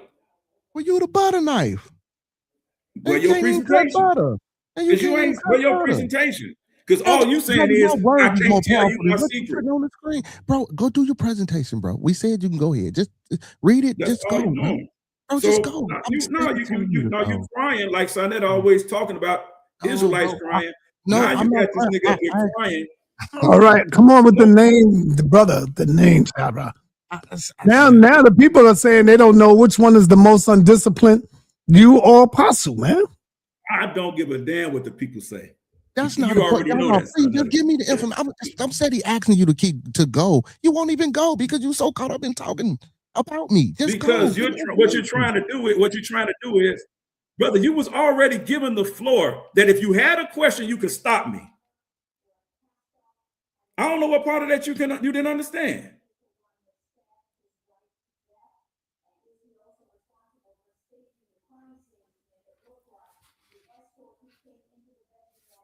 How much time y'all want, Beard? Going back and forth. 2 minutes? Listen. He can take as much time as he wants, bro. No, it ain't about he can take as much time as he wants. So y'all, Rob, when I asked you to keep going, bro, all you had to do was just go on with your information. No, nigga, you whining, bro. No, listen, no, because I'm frustrated with you, bro. Because when I asked you, what was the point of you reading what you said? And I said, we were supposed to have a conversation. I said, well, do you have a quick synopsis Can't of you what see it on? or- Do you see the title on the screen? I'm Though? interrupting you. He can't. Like, come on, man, goddamn, bro, just go do what you got to do. You ain't got to talk about nothing else. Do you have a question? You want to say No, something? no, I don't have a question for this foolery, man. I don't. You know what All I'm right, saying? all right, yo. Actually, shit, and it's All right, like, all right, yo. title on the I'm page, getting ready and to he open up. asks you I gotta open up the lines because what I'm I talking have a about. show scheduled at 9:00. Let's go. I have another show scheduled at 9, and we are putting a Saw 7 on the hot seat. He got something he wants to smoke, so he will be up tonight. And y'all, Rod, you can come to my channel if you want to continue this. You can come to my channel. Hey, man, So listen, right now, I got to open up the lines Let's because go. we only got like 35 minutes left. Let's go, Elder. All right. So, Apostle, you was here first. Do you have any questions? I'm not asking you to give a speech. Do you have any questions, brother? For either one of the brothers? No, sir, I ain't got no questions. If I can't make a statement, I just won't. Yeah, you don't know how to make a statement. You give long lectures, brother. Yeah, okay. Yeah, we move on then. Yeah, move on. All right. Rakufu. Yeah. I just want to ask Yara, because he said Jabalan, which is a connection. He was talking about the Masonic god Jabalan. And Jabalan is actually a combination of words. Jah from Yahweh, On Yes. from Egypt, and I forgot what Bu was, but all three of them. Yes. My thing is, how did the Hebrews at one point allow? Because it seemed like the Hebrews throw rocks and hide their hand. What I mean by that, not just the Hebrews, Christians as well. They claim this word God and Lord, two words that came out of pagan societies, and they allow it to run the narrative of their books as the ultimate deity coming from the thoughts and passions and rations of pagans. There's no word in Hebrew or in the Hebrew word God or What happened to the question? That's my no. Get out our question. What happened? Apostle, don't come in here being disrespectful, bro. What's wrong with you Israelites? The Ain't brothers. nothing wrong with these Israelites, man. Y'all ain't nothing wrong with these Israelites. Y'all be on bullshit. Ain't nothing wrong with these. Come on, y'all right. You ain't got discipline today, brother. What's happening with you, I bro? got great discipline, but you backtrack on what you said when you came Not up this. because it's not going nowhere with this. Okay, but you backtrack on what you said. No, I'm not backtracking, brother. I'm not back. I'll tell you what, Yara. If you want to come up tomorrow by yourself, you can do your whole presentation. Now, I'll give you that. Yeah, I don't got no problem with that. Yeah, I will allow you to do your whole presentation without no interruptions, brother. Yeah, I don't got no problem with that. But next time, he got to know if he come up. Listen, I agree. No, I don't got to know because we having a conversation. Hold on, Bear, hold on. Okay. What I'm saying is, if any other time anybody hit this panel and there's a discussion going on, what's the first thing y'all say? Where your sources at? Correct. So I come up here with sources, and we got Mr. Beard up here with no sources, and then you sign that, oh no, come off the top of your dome. I can freestyle off the top of my dome better than anybody. Hey, Yara, I'm going to say to you, I do agree with you because Beard confessed that he been watching this channel for so long. That's all I'm saying. Beard, I do charge you with not coming with your source. Can I say something? I got to give him that. Well, can I say something? Yeah, this is. Wait up, Bear. Can I just finish my question, Bear? Yeah, we gonna go. Let's go right back to Rakufu so we don't get sidetracked. And please, Apostle, Black Sage, my question. You got to turn Apostle, please, brother. Okay, so Black Sage, I see. That's what I mean by throwing rocks and hiding your hand.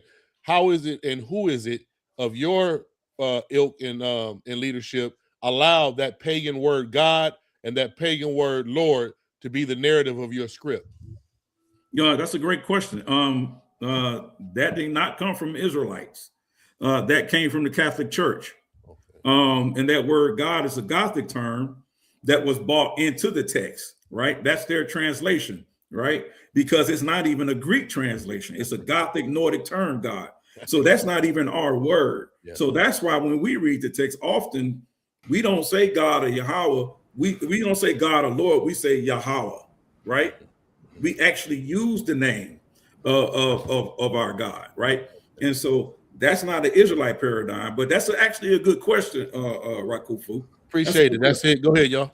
Hey, hold on. Beard, do you want to respond to that question? Yeah. So I, again, you know, I know about the short up and shut up, but yesterday we said we were going to have a conversation, right? That's what we said. So if it leads, Yeah, you ain't got to go back to that, brother. We good. I asked if you wanted to respond to Rakufu question. Oh no, I don't have a problem with Rakufu saying. I ain't got a problem with it, and I just want to respond to what you guys said earlier. But if I can't, that's cool too. No, go ahead, respond, brother. No, all I said this was a conversation. Now, leading up to a debate, you know how you have your and we have conversation and we go back and forth and walk the bam, and then comes the debate, we bring out our sources. So that's what this was supposed to be, a conversation, not me listening to him present something for hours. And then when I do say something, after he said I can ask a question, he goes off and get to calling me names. That's what's happening. So it wasn't that I wasn't prepared, because anything that he put up on the screen, I did explain. Whether he accepted it or not, that's on him, right? I explained everything. He asked me questions. I explained. I don't have to have a source. I could. You can go just like he Googling and pulling up books. Everybody else can do the same thing. But if that's what I need to do, present a PowerPoint, I have no problem with entering into a formal debate, because I texted and asked you earlier. This is just a conversation and not a debate, right? I text you that and you said no. You said yes, sir. Remember, this is just a conversation, not a debate. That's right. So if I knew I was that's why I put it on the flyer, and I said it at the beginning of the show. Right. So if I knew I was coming into a place where it was going to be a formal debate, I would have put together a quick PowerPoint, and I wouldn't have did it. See, that's why I said let's do it the next day, because if I wanted to do a presentation, I wouldn't have been able to do it in a day, because that's how I was on my way home from work. You see what I'm saying? Yeah. But if I need to put a presentation together, I have no problem with doing that, since I was ill prepared today. Right. I just wish my brother Yara, as a Hebrew Israelite, had a little more discipline and respect for his brother. That's all I'm saying, Yara. The brother ain't coming out calling you names. And yeah, he called you one thing one time, but he backed off of it. You know, he backed off and apologized. No, he got upset because I said he wasn't a Mason. That's my right. No, no, brother. All I said just was like y'all. Hold on. Calling you not an Israelite. I said, hold on, Beard. You got to let him speak now. Let him speak. Just like everybody on this panel every day, come on this chat in this platform and say you're not an Israelite because you can't prove you're an Israelite. Where your DNA? I don't cry over that, and I still come on this platform. True. And they say that every goddamn day, every time I come over here for years. You're not an Israelite. They've been telling us that for hundreds of years. Y'all ain't Israelites. But as a man, hold on, Beard. Hey, I'm gonna tell you, Yara. I've been seeing this in the chat for a while, and you don't want to be labeled as the son of Apostle, brother. They are calling you now Apostle's son.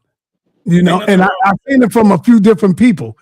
You don't want to be that. You don't want to be labeled as that, brother. Hey, listen, I count that as an honor to be called the son of that man. He's a great man. The hell what y'all say. Some of y'all don't even know y'all goddamn daddies. Never met them. All right, I got you. All right, let me go to who else? Who else got you? King J. I think I was next. King. Let's go, King. Peace to the panel. Peace, Beard. Peace, Yara. Quick question. So Beard, my auntie, she is an auxiliary rose, right? Do you know what that is? Yes. She's an OES, so she's an auxiliary rose, right? She's the highest in her, you know what I'm saying? Warp Shabam. So she's a grand matron. Yes, she is out of Detroit. Two things, right? I agree with everything you said, especially the 3 degrees. She even told me that. She said there's only 3 degrees: fellowship, master, and then there's another one. She said everything else after that is just a different department added on, and she's added 30 of them. She said, right? So I agree with you with that. The Baphomet, I don't understand where he's getting that from. I'm familiar with the Jah, Baal, and Khufu is Osiris. Is Jah, Baal, and Osiris. I'm more familiar with Ptah, right? I'm more familiar with Ptah being the grand master architect of the universe instead than the Jabalan, right? So I want you to speak on Ptah, right? And then if you can, right? If I don't want to divulge any secrets, if you can speak on Ptah, speak on Ptah. And the only contention I had with you, brother, it was that she said that you cannot be an atheist and be a Mason. I'm not an atheist. I'm not an atheist. Okay, well, I thought you said you did. I thought you said you were. So that's why I said that. You can't be in a lodge and be an atheist. So that's why when he asked you, are you proud? are you a Mason? I was like, well, maybe you're not in an actual lodge right now if you're an atheist, because you did say you switched your religion to you don't know what you are right now. So that's my only contention with you. But I said I was agnostic. I didn't say I didn't know what my religion was. I said I started off. I was an Israelite once before. Well, agnostic kind of means you're looking for a reason to believe. 'Cause I'm agnostic. I'm looking for a reason. I'm looking for a reason to believe in evidence. I something. need evidence. I won't say reason for, but evidence. I would Right. say So I'm agnostic as well. So I understand. So I just really wanted you to speak on Patah opposed to this Ja, Ball, Osiris that well, Patah, well, you know, 1 second, Beerless. He made one thing he said. No, stop, Oh, he Rakufu. Rakufu, no, he called Rakufu. Go ahead, King. They finished. yeah, I'm just waiting for the brother Beard. I just want to talk to him. I want him to build a little bit about Patah, and that's it. Well, you know, well, I don't. Okay, well, Patah, you know, the energy mound Patah, you know, he came from, you know, the ground erupted and put that was Patah. I don't really got. I ain't got anything right, but you know what I'm saying. I'm there with it, but I ain't, you know, right now. Yeah. But I understand what it is and where it come from. Yeah, I got you. Yeah. For sure. You know, yeah. So that's why I'm kind of. So when Yara's bringing up Baphomet and this Zabulon, I'm like, you can't Google sources in regards to Masonry and think you're getting the true secrets off of YouTube. So go ahead. So King J, you're saying that Yara don't know what he's talking about when he bring up Baphomet? At all. At all. Baphomet don't have nothing to do with Masonry, you saying? No, because you can look at the same thing. Cause look, Star. They do the same thing with the Star of David. Oh, okay. Hey, So son, it's how they're using it. So I don't think so. Yara's trying to put on Masonry this evil Luciferian cult. I don't see that. I just want to say this. King J had asked me. He had said that Jabullah was meaning Jah, which is Yahweh, and On Ball and Osiris. But it's not. Ball is it's not Osiris. It's On. On. The On is an Egyptian sacred center, Heliopolis, or the city of Ra. Okay. I'm gonna let Yara respond, and then I'm gonna go to you, Ashe. Yeah, but Rakufu is right, but On and Ra was that still was the center for Osiris. So you guys are kind of both correct on that. But I'm gonna tell King J where I wholly disagree with him, right? When we talk about the Baphomet, because we know the Baphomet, the image that we see, that came later on. But this is why I was showing earlier when they were talking about the Sabbatic goat. The Sabbatic goat is what we know came from directly from the goat of Mendes, right? And we know the goat of Mendes, that comes out of ancient Kemet's esoteric teaching. So in that, and I even also read it where he talked about the god Pan that they also worship. That Pan, if you understand what Pan is a half man, half goat. This is what this comes from. And this is all the things that Alfred Pike there, like I said, that's why I asked him, did he have anything against Albert Pike that he didn't agree with? He said some things he disagreed with. I can accept that. So my question was, or would have been, is this one of those things? And if so, why? Because Albert Pike sure taught it, and many people in the Scottish Rite that he claims he they deal with that today. And I don't understand. Well, I do understand. Let me take that back. I do understand that it is part of their initiation rites that they refuse to speak on it. That's why I showed that video from the very beginning. They have to take those secrets to their grave, even amongst their own brethren. They have to take those secrets to their graves. That's why I showed that video. And that is not something Yara made up. That's something that was recorded against their knowledge, them not knowing, because trust me, they wouldn't have never put that out to the public. Now, hey, Yara, I want to ask you the question. I want to ask you the question that I asked Fed Up yesterday. Was it Fed Up? Yes. Do you think the Masons that's not a higher degree yet, do you think they know the secret? or they will only get to know it when they reach the top of whatever it is? My position is, I think there are very few African American Masons that ever will get to there. Very few. Okay. I'm not saying that there aren't any. I'm saying there are very few, because this is still by far a white supremacist thing. Now they'll tell you, even back in the 1800s, they even today, they will allow. They got some lodges that don't allow blacks still to this day. I see you, Apostle. I got to go to Ashe first. I'm going to land real quick. They have some lodges that will not accept black folks. I know one specifically in Tennessee. They will not accept black people into their lodge.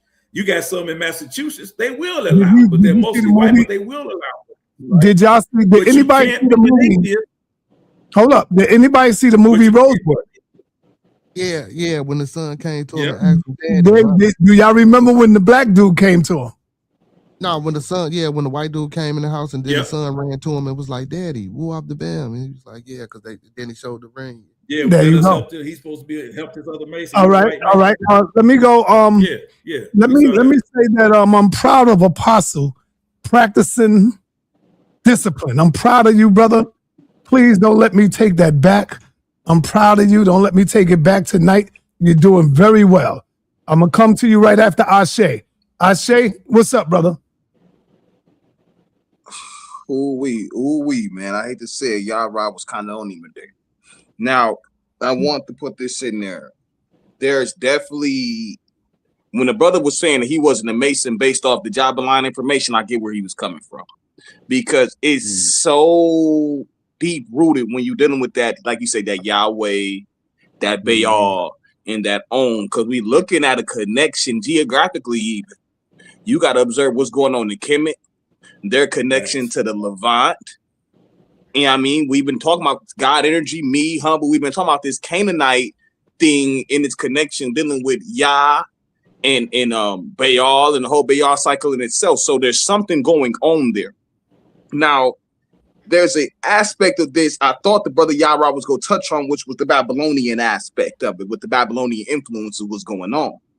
Because there's a certain hazing ritual that happens. Netta was talking about it. There's a certain hazing ritual, and now I might rub the Hebrews wrong, but of course I don't care. Where the Babylonians had a festival called Utuku or Ituku. And this festival was a festival in which, the roles got reversed. Men wore women's clothes, women wore men's clothes, kings became peasants, they played the role of the king. It's a big reversal thing. Now, that lasted for several weeks. The Hebrews during Babylonian exile developed Purim. Now, Purim is seen as a Jewish Halloween. Because the Jews, what they do is they enact a tuku, where the roles reverse, man. And central to Purim is a reading of the book of Esther. The book of Esther is all about role reversal. Esther, this peasant-like woman, she becomes queen, and the queen, she becomes like the peasant-type woman, and so forth. Same thing happened to Mordecai and other figures within the book of Esther. So it's this Utuku Purim theme, and the Masons reserve this as well, coming all the way from Utuku when you're talking about them being stripped of their insignia, their regalia, their titles. See, it's a symbolic stripping, and then they're symbolically nude. This is all going back also to the Hiram Abiff ritual as well, because even within that, he was also stripped, ridiculed, taking off his clothes, and then you also dealing with that secret as well. That secret, for they even said that Hiram Abiff cut his own tongue out so he can retain the secret. And this has more Babylonian connection to it, because this is going back to Enki as well. Enki was the grand creator, the grand craftsman, who also kept the secret. This was the same secret that Ainena had to trick him to take from him. This was the ME tablets. That was the secret knowledge. All right. You gotta say some of this, man. You gotta say. All right, let me fall. Yeah, you gotta come back to you, man. Bomb Squad is in the building, y'all. I say. Hey, son, can I say something? Bomb Squad is in the building. Hey, can Now, hold on, Yara. Hold on, Yara. I got to come around to you. I got a few people that ain't speak yet, and I want to give. I want to let the Beard. You want to respond to any of this? Yeah, Master Howard Biff didn't cut out his own tongue. He didn't cut out his own tongue. That's first of all. Some of what the brother was, most of what the brother was saying was true. Besides, the latter part. But no. Other than that, I mean, you know what I'm saying. I don't really have too much to say. But the brother didn't cut out his own tongue. That's all right, Maroon Nation, let's go. Oh. And then I got you, Apostle. Peace. You next, Apostle. My question is that now I remember you stating how Tubal Cain was a Mason, correct? Who are you talking to? No, he talking to me. I hinted towards that. Yeah. Go ahead. Okay, so you hinted towards that because I know if you look up Tubal Cain, Freemasonry, the emblem that they have for that. And I'll touch on that right after I ask. So do you know who his sister was? I forgot, but yeah. Naima, right? Yeah, she was the first person to weave and do all. Yeah. Okay. Now you also know that that's a demon, right? Well, did you tell that to the Hebrew Israelites in their Bible? I ain't got nothing to do with that. What you telling me that for? You need to be telling him that. Not me. You need to be that. This question need to be given to the elder. Because you hinted towards Tubal Cain. So Tubal Cain, not Tubal Cain. I said Tubal. Oh, it's pronounced Tubal Cain, not Tubal Cain. Yeah, that's Tubal Cain. Right, but if this is his sister and she's a demon, and I'm saying that Freemasonry is connected to Luciferianism, then and we can take the same name on, we can put her right there with King Solomon as his wife. Matter of fact, the only wife that is given by name. And if you go again into the Zohar, you will see that she's a demon who gave birth to King Solomon's child. This is why in Freemasonry, you have King Solomon and his followers. So when you say that Freemasonry has nothing to do with Luciferianism, I'm confused on that. I don't know how you confused. What you confused about? I mean, I don't even know what you confused about. If you're dealing with a system that's dealing with witchcraft and doublement, right? And it's coming. I don't do no witchcraft, brother. I'm telling you, I don't do no witchcraft, brother. You telling me, but your system says otherwise. The system that you in. Are you in my present system? Are you in my system of morality? Are you in my system? Do you practice my practice? Now you. I'm just asking you. Y'all practice my practice to tell me that? I'm just asking a question. With the deflections, bro. Right. It's a deflection because wow, y'all, me and that brother was talking, man. You don't know how to be quiet like the elder doing right now. Be cool, brother, son. No, I be don't. Cool, son. Hey, so Maroon Nation. Don't so deflect. What you mean deflecting? This should be a question for you. It's a question for you because this is connected to Freemasonry. No, Masonry doesn't have anything to do with Luciferian. Period. I just answered your question. I wish I could bring up some slides real quick. You can show your slides next time I come back to you. Right now, let me get Apostle. He's been so polite, man. I am so proud of you, brother. I'll shake your hand if I was there with you, man. What you need to do is just work on yourself. And that's being rude now. I'm just telling you. I'm being rude because everybody stopped me from even coming up here and hey, Apostle, nobody want to hear crying. You got the floor right now. Listen to me. I'm allowing you to speak right now. Ain't nobody come on up here crying. Say what you want to hear. That. I don't want you. I don't want to hear nothing from you. I'm gonna upload a crybaby sound. Okay. I got to do that. You open up the crybaby song because you're the baby. Believe me. So hold on, man. So am I bringing you up here to insult me or what? I'm asking you to go ahead, brother. You got the floor. You just insulted me, man. How I insulted you? How I insulted you? when you told me if I don't have a question, I can't talk.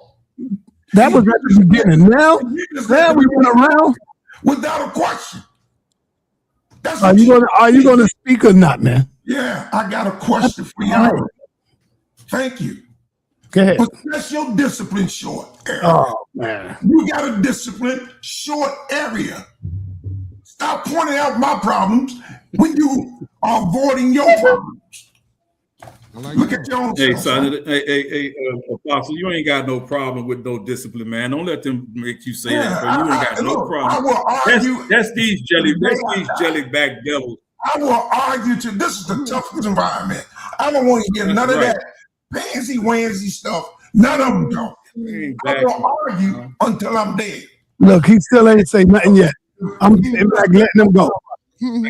So, Yara, you mentioned how you mentioned how the blacks from Prince Hall will probably never get to the truth of the matter. I find that coincidental for the fact that their only reason for existence is for dudes. No organization can function without money. So you need even I think it was Arthur Bivens or one of them guys back then that said that's why they had to bring the Mexicans in, because they bring people bring money that helps us. Now that's just another side story, but that's the truth about the whole matter. Most of these guys doesn't even know what they are involved in. Nope. In the Bible, it tells you not to take an oath under no circumstances. Swear by neither this altar or this altar. You're not supposed to be taking oaths, but people do. And one thing they got to do in Prince Hall is take an oath. We know that, even though they might not know what they're doing. I know that it leads back to Luciferianism. So, Apostle, Luciferianism. When you become an Israelite, don't you take an oath to Yahweh? No. You don't take an oath to Yahweh? No, we don't swear by Yahweh. Every time you get up there, you get praise and honor to Yahweh. Why? Praise and honor to Yahweh is not swearing. Man, yo, brother, you take an oath. All Israelites take an oath to uphold the law, statutes, and we do not take no oath. Yeah, okay. Okay. You don't have to say it. No, hold on. Listen to me, man. Listen. I'm gonna pass you back the mic. You don't have to say it's an oath, but it's an oath without saying it. Understand that? No. You don't take it. I just said, yo, I'm gonna let you talk. You can say no until you get red, but you're taking the goddamn oath to uphold the law, statutes, and the commandments of the Most High God. So you can say no until you get red in the face. It's an oath. Go ahead, brother. There is no formal recital that we stand before anybody and swear that we keep the law and the commandments. You stand before the Most High. That's a lie. That's a lie. And that shows your stupidity. Well, actually, they pray to Lucifer. Let me stop. Go ahead. We don't pray to Lucifer. Y'all, you must don't know your Bible. Then read that again. Yeah. So I pray to Yahweh, not Yahweh, not Lucifer. I know who I pray to. You know, the point is, it's all Luciferianism. Even the presidents of the United States are Masons. They're skull and bones Masons. No. Yes, every single one of them, including Obama. They all got to swear that oath. Every single one of them. From George Bush to his daddy, all of them. They even get into the crisscross dressing. They all involved in it. You're lying and you're not being truthful. All right. Let me say this, Apostle. Watch this. Watch this. I want everybody to listen to this. Does Israelites take a formal oath to the Most High God to follow the laws, statutes, and commandments of the Most High?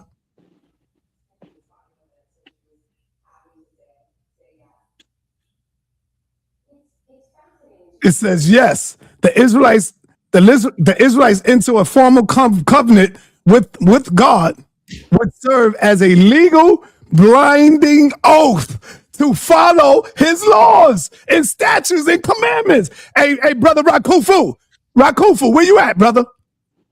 Brother Rakufu. Damn, man. Now Rakufu. Oh, there you go. They're talking about the Ashkenazi Jews. Hold on, Apostle. I need you to look up. Do the Israelites take a form of oath to uphold the law, statutes, and commandments of the Most High God? Look that up and read it to us so they know I'm not lying. Okay. You're lying about who it is. Be quiet, brother. Be quiet, brother. Be quiet. I'm answering you. Why I gotta be quiet? Because, man, I'm trying to get this brother first. Man, I be talking about. Y'all think I be sleeping on this? It's talking about the Ashkenazi Jew. Oh man, we're gonna find out what it's talking about. We're gonna find out what it's talking about. Okay, I got it right here. All right, be quiet. Read it, brother. Does the Israelites take an oath to Yahweh to keep up the law, statutes, and commandments? Yes, absolutely. In bold writing. The Israelites formally took an oath in bold writing, a covenant now to Yahweh to keep the law, statutes, and commandments in bold writing. That oath is foundational to Israelite identity. You can't even be an Israelite if you don't. That is. Leave me alone. I don't know your Bible. You don't know your Bible. I told you I'm better than you with this, and y'all don't know your Bible. You just don't know who an Israelite is. A difference from a Jewish man and an Israelite. You don't know the difference. They the ones that keep Purim. I ain't never kept Purim a day in my life. What? Okay? I keep atonement. I keep Passover. I keep the Sabbath. All right? I ain't never kept no Purim. Yara do. I bet Yara do. I doubt it. No, I don't keep. I don't keep. I doubt if any Hebrew Israelite do it. The whole UPK. Okay, my bad. The whole UPK do Purim though. And this came out their mouth. The whole UPK. No, I don't believe they do. Not the way you said it. No, I don't believe that. Yeah, I know they don't be cross-dressed. No. That's why I said Jews around the world. All right, hold on. Let me let Apostle finish. Go ahead, Apostle. Before we move. I'm just saying, all these are lies, man. God has not required me. You know what a covenant is?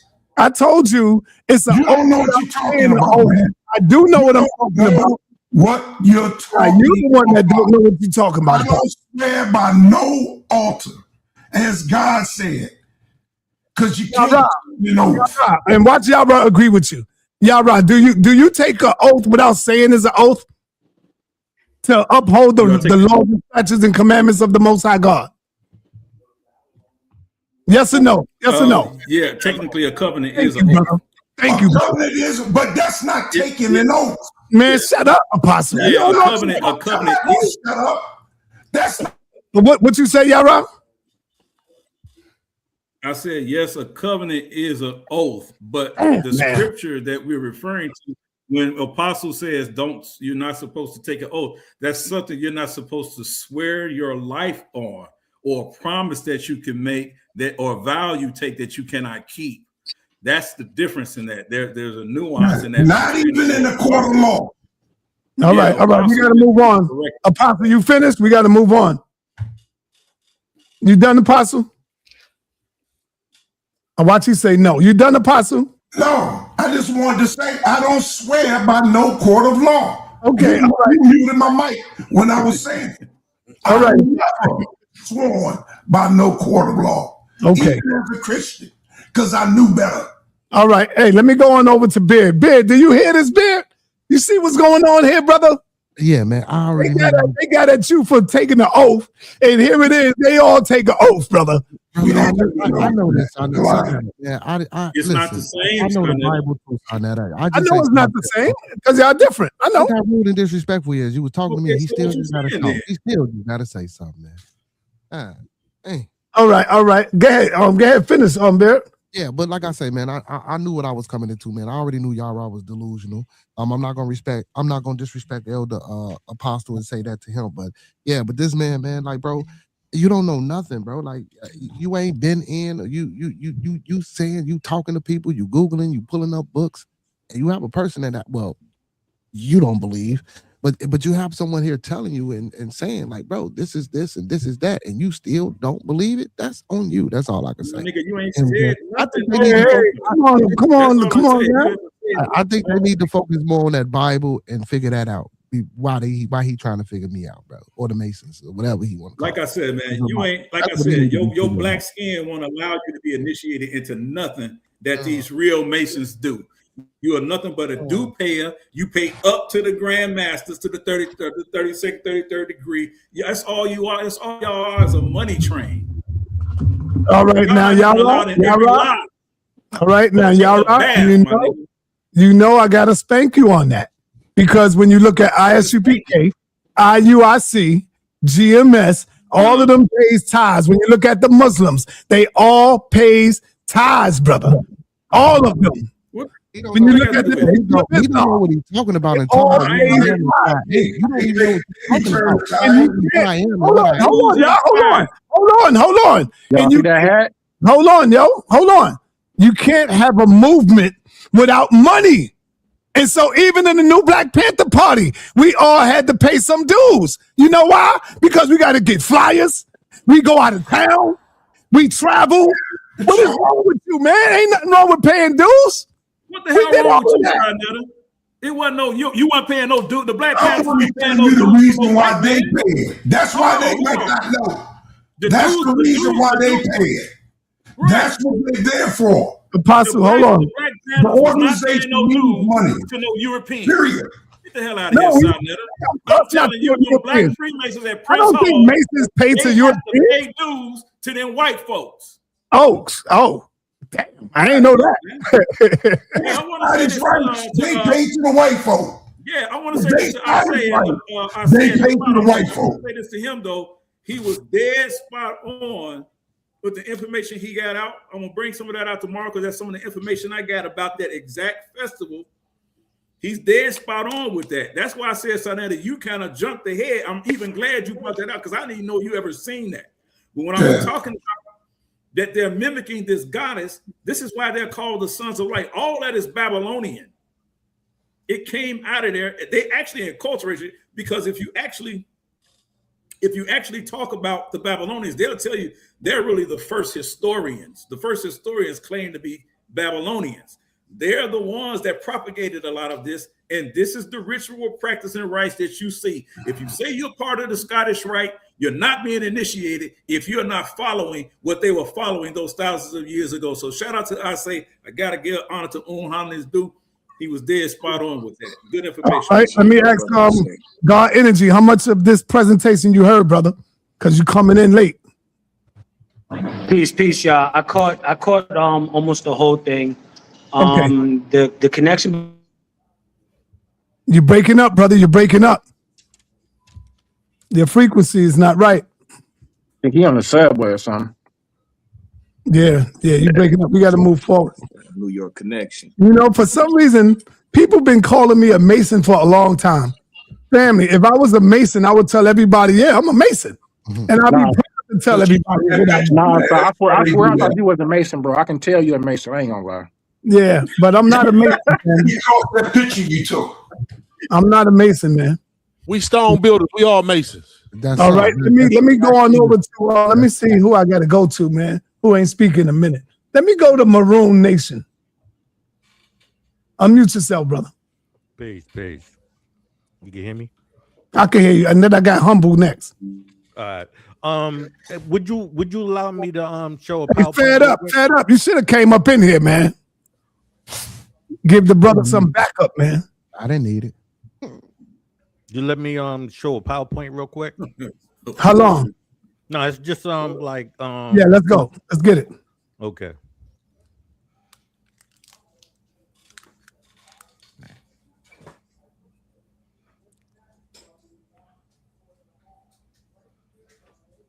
Rebel Roster, you there? Yeah, man. Okay. I'll let you go. I'll let you go after Nation and then Humble. Ross, they ain't speak yet. And they got Ross' name in the Jabula. Ja. That's the same Ja, ain't it? Hey, yo, you see how the spirit of the ancestors come to me, man, and gave me that information? That shit just hit me when he talked about taking the oath. And I was like, hold on. Yeah, the Hebrews take an oath. No, we don't take an oath. You need to stop that bullshit. You're a little crybaby, brother. Yara already told you did. So I believe Yara this time. And that's why I'm going to make another song, brother. Hey, Sa, what's that thing called when you become a Muslim? What is it called, Sa? You take the Shahada. That's yes, Shahada. That's the same thing, brother. That's like, it's just called Shahada. They take that. It's just like taking the oath. Is they just use the word Shahada. It's the same thing. Yo, why you keep talking out of turn, brother? Why you keep doing that? When I mute you, you got to stop doing that. Don't you be telling King J and all that the same thing? Do we tell you that, King J? When he mute you unmute yourself, don't he get mad with that? Hell yeah. Yeah, see? So come on, Apostle. This is my show, brother. This is my show. Look at him. Just look at him. Look at him. All right. I see your presentation. I'm trying to make him a better brother, man, a better Israelite. That's all. All right, it's not sharing. Why is it not sharing? Hey, it might be me. Let me stop. Okay. Now when the brother Beard was talking, he said this is Tubal Cain right here. Like I said, if you go online, not Tubal Cain, man. Right, You keep saying Tubal Cain. It's Tubal Cain. Exactly the way you're saying it. Cool. If you look on the pictures, you would see that it's two balls and a cane, right? And this is reference to him saying being the first Freemason, right? So I didn't say he was the first Freemason. Okay. Well, according to the a lot of the Masons that I know, they'll say, "Oh, that's the first Freemason," right there. Well. Or no, actually, the first would be Adam. My fault. Then that would.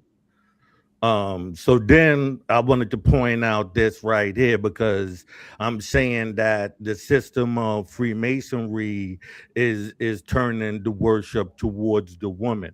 So if you look on the top, you would see the clit, and you would and if you look from the inside, you see the lips and the G spot, because this is yoni worship at its finest.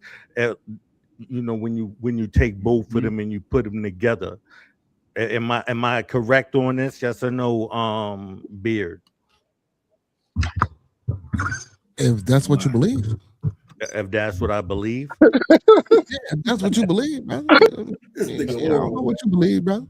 The compass and squares a click. That's what he believed, brother. I don't know. That's some pseudo book masonry. Come on now. You don't even need the brother Fed up to come up here, brother. You handle them nonchalantly because they come in with pseudo Google scholarship. Quit Googling this bullshit. I ain't gonna lie, I'm tired of it. I thought that was just a compass and a square, mathematical tools. You know what a square is used for? That's what I thought it was. A compass and a square. For building. I think that's a nice speculative observation. No doubt. A click? I just know. Hold on, wait. Hold on, King J. Yo, hold on.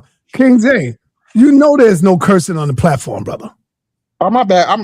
That's what my bad. Okay. I'm not cursing, but that's what it says. What word can we say? Because that's what we supposed to say instead of that. No, we still with the brother Maroon Nation. Maroon Nation asks you a question, Beard. And you can't answer the question by saying if that's what you believe. It's either do you agree with it or you don't, and you can explain it. Okay, why am easy way out. That's an easy way out when you say, "Well, that's what you believe." That's the easy way out. That's the easy way out for him, brother. I said what it was. It's a compass and it's a square. I don't know. And he talked about the G spot. I see a compass and a square. I don't see a woman's vagina or a G spot, brother. Okay. There you have it. Go ahead, my bro. Okay. Nah, well, if he doesn't see it or say it, then I'm not gonna force him. But it's ironic how your symbols represent either the men's genitalia or the women's, and in the symbol that y'all represent comes down to the women. That's why you hear a lot of them start saying recently how woman is God and this and that and the third, because this is coming out of the Freemasonic system.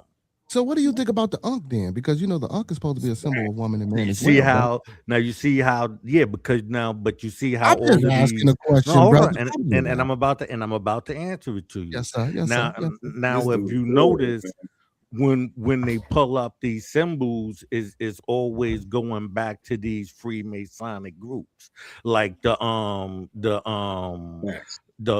Hoteps and all of them. Those are Freemasonic groups. So of course, whatever clothes they're coming under, it really doesn't matter. What they're promoting is what matters, and what they're promoting is that the female is God. That's the So reason. That's the reason why they got them running down the streets in dresses and all of these things. Because that's what they're doing. Hey, I ain't never Maroon, said hey, that before. Maroon, and anywhere in this, what you see, does it have man, woman, and child in here, or is it just woman? On this right here, Yeah. yeah. Now it's just the women on this. Okay, because the brother brought up a good point. He talked about the Ankh. Oh, So if right, you want right. to say the vagina here, Yeah. the circle represents the vagina of the woman. Yeah, exactly. And No, the no, Ankh, and the Ankh symbol. and this is the teachings, right? This is the teachings Okay. that you get from them. So I'm not denying that they're teaching this stuff. What I'm saying is, if you looked at all of these different groups have something in common, and that's called Freemasonry. Right, and they'll call it by well, no, it's really a Egypt thing, and painted black or whatever they want. But at the end of the day, the message is what really matters the most. They're all promoting that the female is God. All right, let me move on. Do you want to respond to that, Beard? Have you ever heard of Sophia? You ever heard of Sophia? Yes, I have. Different Yes. stories and nations and how she created this and so again, everything is recycled, brother. Like y'all, what are we talk? Everything is recycled. For everybody that believes something on this panel, everything is recycled, brother. And good point. Related to someone's ideology, philosophy, and understanding. That's a good point. Good point. Can I respond, Senator, real quick? Hey, bro. Yes, respond, y'all. Go ahead, Black. He keeps saying these things are recycled. We're not talking about things being recycled. You keep trying to deflect with that. You've been deflecting all night, not saying nothing. The issue is, bro, we're talking about the origins, and that's why I gave big ups to Brother Maroon yesterday and Wasar today, because what they're talking about is the origins. Now, we want to talk, if you want to say recycle, then you're recycling the origins of what we're saying, that you're still practicing these things today. That's why I showed that clandestine video at the very beginning of the presentation, showing what Masons actually practice. All those things come out, these Babylonian mystery systems. That's your secret. Okay, so did you say clandestine? So do you know what clandestine is as far as Masonry goes? Because you said you showed a clandestine film. So do you know what clandestine means to a Mason? No, I don't know what clandestine No. You just said you showed a clandestine. I said I don't know what it means. I don't know what it means. That means it's not true. That means it shouldn't. No. Clandestine does not mean it means it's wrong, brother. Clandestine does not mean it's wrong or not true. I don't know where you get that from. Where did you get that from? Did you not hear what I said? Do you know what clandestine mean to a Mason? That's what I asked you, brother. I didn't say the word. You said to a Mason. So let me tell you what the definition of clandestine is. Clandestine is anything that's done in secrecy. I know what clandestine means, brother. Don't do that, y'all, Rob. Please, y'all, Rob. Please. I think he was on point myself. Please, y'all, Rob. Please look. I think he was on point. What are you saying? Why don't you ask me what clandestine means when I said it was done in it was filmed a clandestine film? That means it was done in secret. You said you showed a clandestine video. I asked you, do you know what clandestine means to a Mason? And then you said, well, I know what clandestine means. So I gave you the definition of the word clandestine. But again, I asked no, you didn't. You gave Mason. it to what you said what it means to a Mason. Is there a different definition for what everybody else understands? I just told and you then it was you bogus. came back and said it means secret. I said it means it's bogus and it's wrong. I just told you that. I just told you that. Hey, bro, I said if I say a clandestine film, that means it was a film done in secret. That's what I showed. What the hell are you talking about? All right, we got to move on. All right, Humble. I got Humble and then God Energy. Humble, what's up, brother? How much did you hear? Blesses. I pretty much I've been here since the beginning, brother. Side. Okay. All right. Go ahead. You can speak then. Okay. So number one, the brother clearly, if I may, I just want to ask the brother, if I may, what's the brother name again? The Mason brother. Beard. You call me Beard. Okay. Bro. Do you believe, brother, or do you have thought about Pike and Aleister Crowley? How do you feel about their involvement in Masonry, and how do you think that their involvement shaped the way that outside of people look at Masonry? And that's why we having this conversation, because of Aleister Crowley and people like people like Pike. I don't necessarily subscribe like I told the brother to everything. I'm not Aleister Crowley. I ain't Albert Pike. No, I don't rock with that, brother. And then during those times, come on, you think I'm a fool? Don't you know I know about racism? And he was come on, man, let's stop it, bro. Let's stop it, bro. Come on. I like how you asked that question. Now, really fast. I'm allowed to finish. Yeah. The only reason I asked you those questions is because I know a couple of brothers on a panel was trying to hit you with Satanism.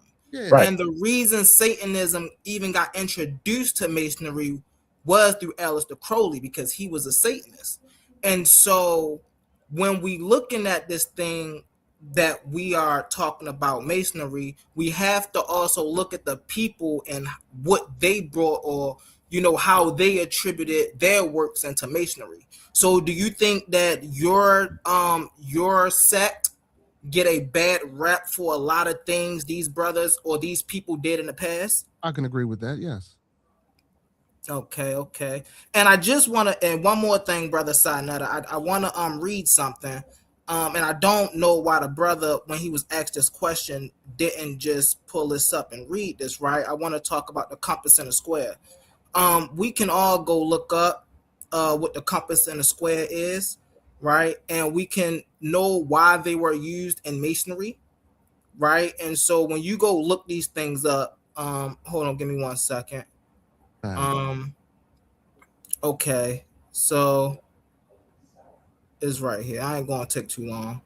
All right, so the compass and the square, right? The square is moral conduct.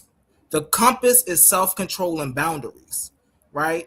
So if a person don't know what they're looking at, it's easier to just look that thing up and to just make assumptions, because when you make an assumption, then everybody know the saying.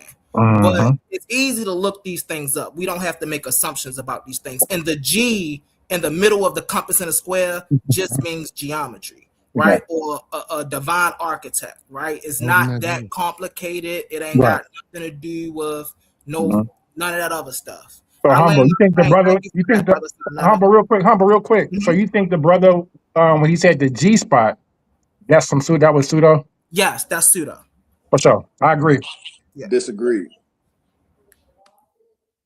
Yeah, I mean, are any of you guys familiar with the connection between when the brother brought up Yoni?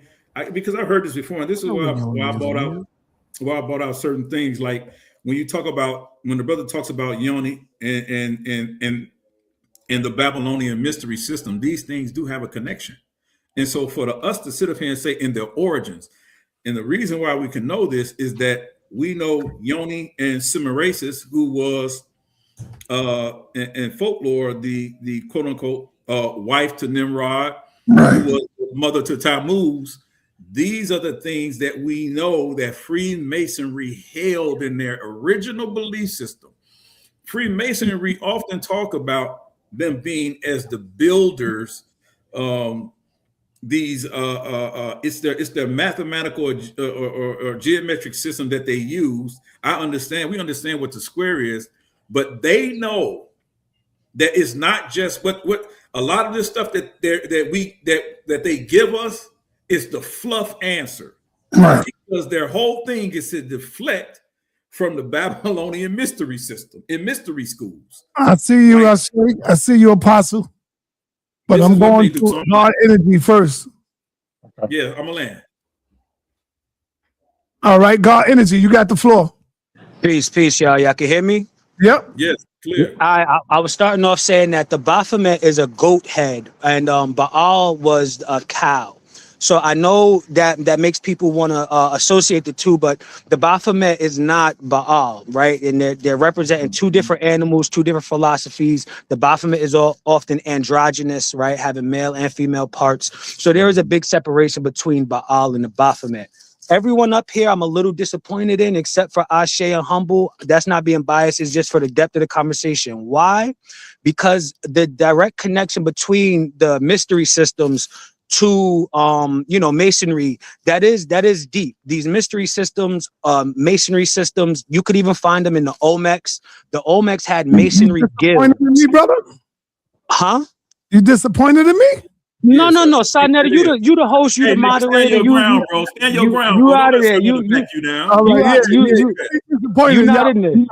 Yeah, but listen, but I'm gonna explain why I said that though, right? Even the Olmecs had masonry guilds based off of like the bird, the serpent. So the ancient mystery systems and these mason guilds, this was a regular part of these ancient civilizations. But to go from, let's say, the mystery systems of Kemet to Europe, that connection has to be made, right? And it is this connection through the cult of Isis, the cult of Serapis, that would bring these ancient mystery systems into the European and medieval era, right? Mm-hmm. So it was the borrowing through the Serapis cult, the Isis cult, and the Roman imperial cult that transmitted these ancient masonry systems into Europe for the later Rosicrucians and Masons to get a hold of it. So I think it is important to point out the lineage from the ancient mystery systems to the Roman mystery systems, who then gave it to the European mystery systems such as Masonry.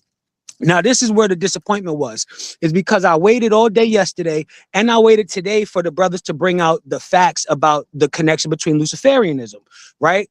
So you can say that the major Luciferian organizations were started by Masonry. It's harder to prove that Masonry itself is a Luciferian organization. But what is documented and 100% true is that the major Luciferian organizations like the Order of the Golden Dawn and the OTO were started by Masons. The Order of the Golden Dawn was started by William Westcott, William Woodman, and Samuel McGregor, both Masons. So the Order of the Golden Dawn, one of the most famous Luciferian organizations, was started by 3 Masons. The OTO was started by Jack Parsons, who was the head of the Agape Lodge. Jack Parsons was also associated with Aleister Crowley. Jack Parsons also worked with Wernher von Braun on the B-2 rocket program. Right? So this is where the Nazis, NASA, all of this comes into play with Masonry and Luciferianism. So the exact facts on the connection between Masonry and Luciferianism is that the major Luciferian organizations were started by Masons. Again, William Westcott, William Woodman, and Samuel McGregor. These are the facts. All right, thank you, man. Fire, powerful. Bomb squad in the building. All right, let me go to King J. Hold on. I gotta drop one of y'all real quick. I'm gonna bring you right back up. Let me bring on my man Rastafari. Yeah, blessed love, Rasta Selassie. Yeah, give thanks, sir. You don't know, it's always a blessing to be on the house. You don't know, we all bricks in the building. Give thanks to the people them that listening at the home and wherever you're at, you know. Yeah, man, give thanks for listening. Give thanks to the panel. Yara, L, everybody. You don't know the brethren, Beard, Leb. Give thanks for being here. Yeah, my name is Ahim, Rebel Rastafari.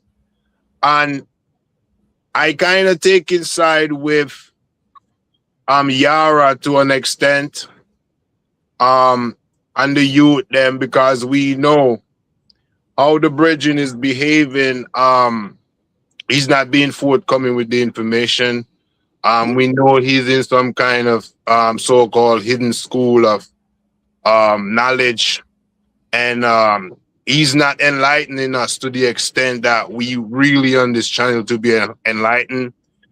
He's holding faith to his small circle. And I would like to ask him if he's familiar with the Regius poem. No, enlighten me about the poem. My circle ain't small, brother.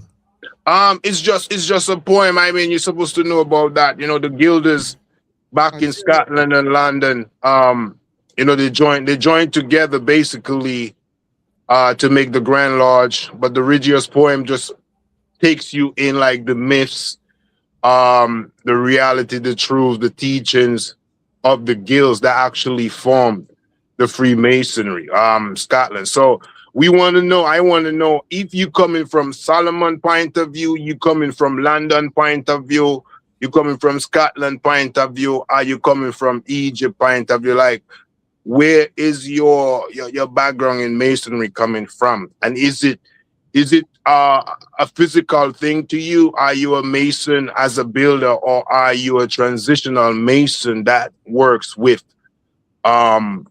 technically, you know, philosophy and all the ins and outs about the mysteries of your craft? Well, the current present system of masonry is speculative, brother. It's not operative. And no, I'm not an operative Mason. Do I have skills as an operative Mason? If I wanted to, yes. I have had formal training, but I'm not an operative Mason. I don't like that type of work. And if you ask what if I'm coming from London, Scotland, so me, primarily you know, the England version, but I've studied because I am Scottish, right? As well, because you go up and come down on the ladder.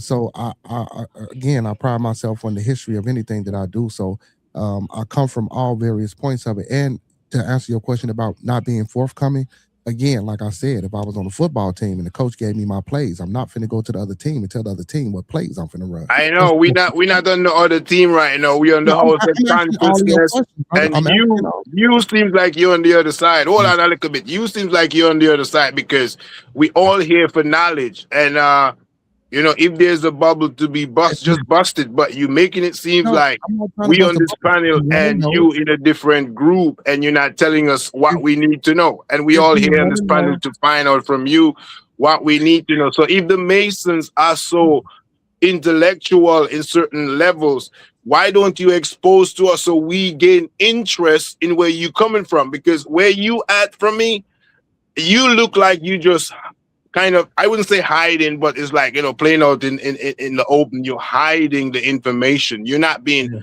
forthcoming. You're not being genuine. And I'm not trying to be disrespectful. And I mean, but blessings to you. Brother, if you want to know, go become a Mason and you will know.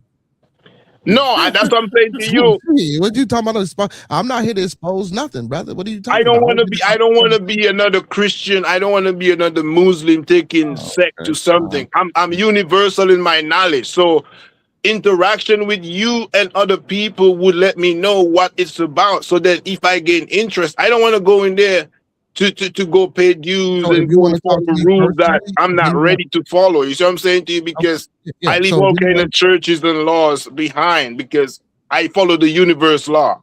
Okay, and so if it's not that, then you know what I'm saying, it's really nothing else. Okay, now if you want to have a personal offline conversation, or anyone on the panel does, yeah, we can do that. But I'm not doing that here.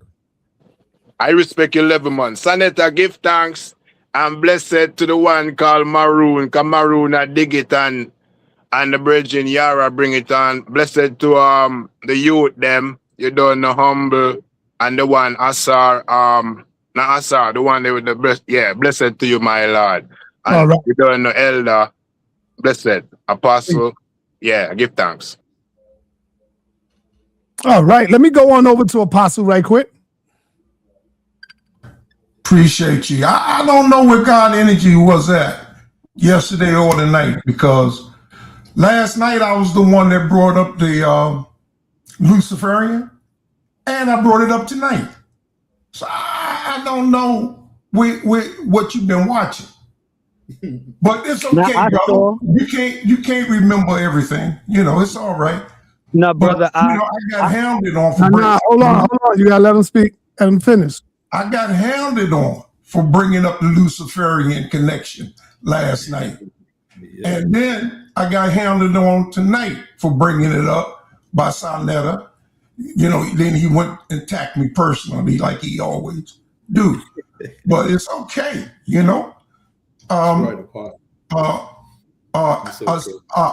Ashe always drops the bomb.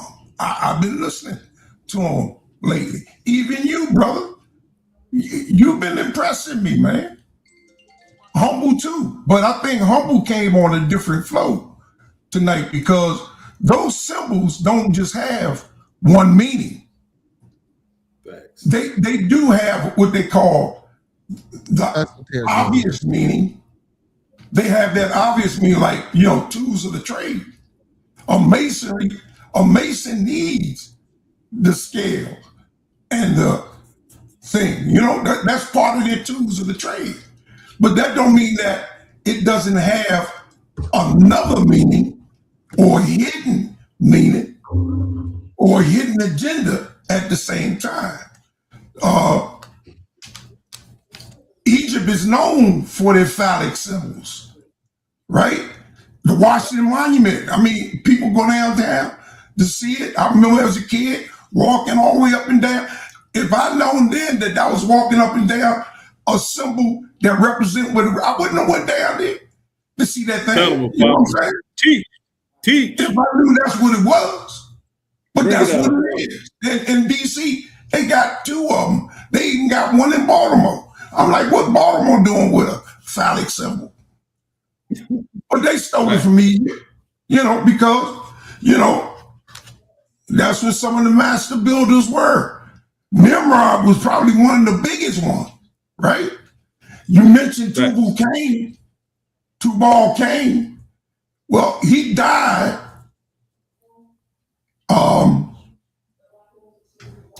He was shot, or he shot Cain. But nevertheless, he died before the flood. So how his sister going to wind up marrying Solomon, who came 1,500 years later? I don't know. That's a lot of time for Solomon to marry Tubal Cain's sister. According to the Zohar, she was on the boat with Noah. Well, I don't know about that. Not according to the Bible. All right. Everybody. I want to say thank y'all, man. You was gonna let me present. I got interrupted, man. Right. I would like to respond to a Hold on, everybody. Hold on. Bakufu, you got the floor. All right. I want to present. Can you share my screen, sir? Screen is shared. Okay. Everybody can see this screen right here. Yep. Okay. You see where my mouse is pointing right here? Okay. This is the Scottish Rite Temple out here in Los Angeles, where I'm at. This picture right here, this is the picture of what I was showing where my mouse is. The first picture right here is King Zozar and Imhotep, the founding fathers of Masonry, the first step pyramid made out of stone on planet Earth at Sakata. Okay, next to it, you got Hiram Abiff and Solomon. And it wraps around, this thing wraps around to the other side of the wall. The last one on this side where you see this tree is, you see my mouse pointing to this tree? Everybody see that? Yeah, okay. we see it. I see You're it. not able to see the statue because the tree's in the way, but that's Albert Pike. But this statue, that's Imhotep, and that's Zoser. If you look at this statue when you go into Hollywood, when you on Wilshire right here, this is the business street in LA, you'll see these are the only two that look Africoid phenotypically. All them other ones look like them Arabs and them Jews. They know we're original Mason, but go ahead. Yeah, can I just respond real fast? That was good. Hey, sorry, you want me to close out? Everybody get a 2 minute? No, I want King J to go. All right. To the brother Bearded. What's happening, brother? When we talk about the mystery systems, right? The brothers keep mentioning Babylonian, but I'm not familiar with Babylonian mystery systems. I'm familiar with Egyptian mystery systems, right? So, I keep yeah, mentioning so the Ptah. Babylonian, so the Babylonians, see, when you get into the red house, see, that's why I keep trying to tell him that we're talking masonry, we're talking the first 3 degrees. But so when Exactly. you get They're Googling stuff, yeah, right? If you want to have a conversation with a Mason before he came on here, he should have talked to a real Mason. So when you get into the adopted right, so you get into Babylon when you talk about the red house, which is the Royal Ark Masons, when you Can we talk about the opening of the mouth being raised? yeah, and when you go through the veils and when you see The that's pedestals, the scepter, the unks, the pillars. Those are Egyptian mystery systems, not so those first 3. When you said first, it's only 3 degrees. It went over their head. Go ahead, brother. No, I was just saying he mixing a lot of stuff. He's trying to take, everything and cram it all into one. You feel me? And that's why I said let's slow down and we can stay here and then we can go there. But again, I digress. All right, let me respond to King James. I thought I was supposed to got up in there. Hold on, y'all, hold on, because you're going to close out, and the other brother going to close out. I want to get Fed Up in here. Fed Up been in the building. I can't hear from the beginning. He's been watching. Fed Up, what do you make about all this, man? What you've been seeing so far? I think my volume messed up, sir. No, I hear you. I hear you. We can hear you, brother. We hear you. I can't hear nothing. Oh, you got to go out and come back in. Yeah, he can't hear us. I'll kick you out so you can come back in. Okay, let me see who I go to real quick because I want to end this show. Let me slide on there, sir. Who said that? I asked to respond to Apostle. I never got to respond to Apostle. Go ahead, brother. Go ahead. Yeah. I actually brought up the Order of the Golden Dawn and Luciferianism because Apostle and another brother made the claim about Luciferianism, but no source was shown. And actually, Apostle even said to the brother, "Why are you asking him to show something he does not have?" So he admitted he didn't have a source or reference for it. He just knew Masonry was connected to Luciferian in some way. The other brother did not bring a source. So I waited till today and I just added some details. Brother Apostle, I know you made the claim that they're connected to Masonry. I just gave the details. The same way Ashe brought up the ancient Masonic rites, I just brought the details of how you connect the ancient Kemetic mysteries to Europe because it had to travel to Europe. And it was through those Roman mystery cults like Serapis, like the cult of Isis, where the Vesica Piscis would have been associated with the feminine, where you later see the Vesica Piscis used in Jesus and Mary iconography. So these details were important. That's all. All right. Fed Up. How you feeling, man? Where you at? No problems, brother. Where you at? Fed Up. All right. Fed Up is not here again. Okay. I'm gonna go around real quick. Let me rock it real quick. Go ahead, Ashe. So what I was gonna bring out as well when going back to the Babylonian thing, and it definitely takes a certain level of intellect to even link this masonry back to Babylon. It's going to go way deeper than just a simple Google search, King J. But when we speaking about what's going on in Babylon, they had an understanding that their knowledge was also coming from the East as well. This crossover to masonry. When building the pyramids, not pyramids, I apologize. When building the temples, they also had the understanding.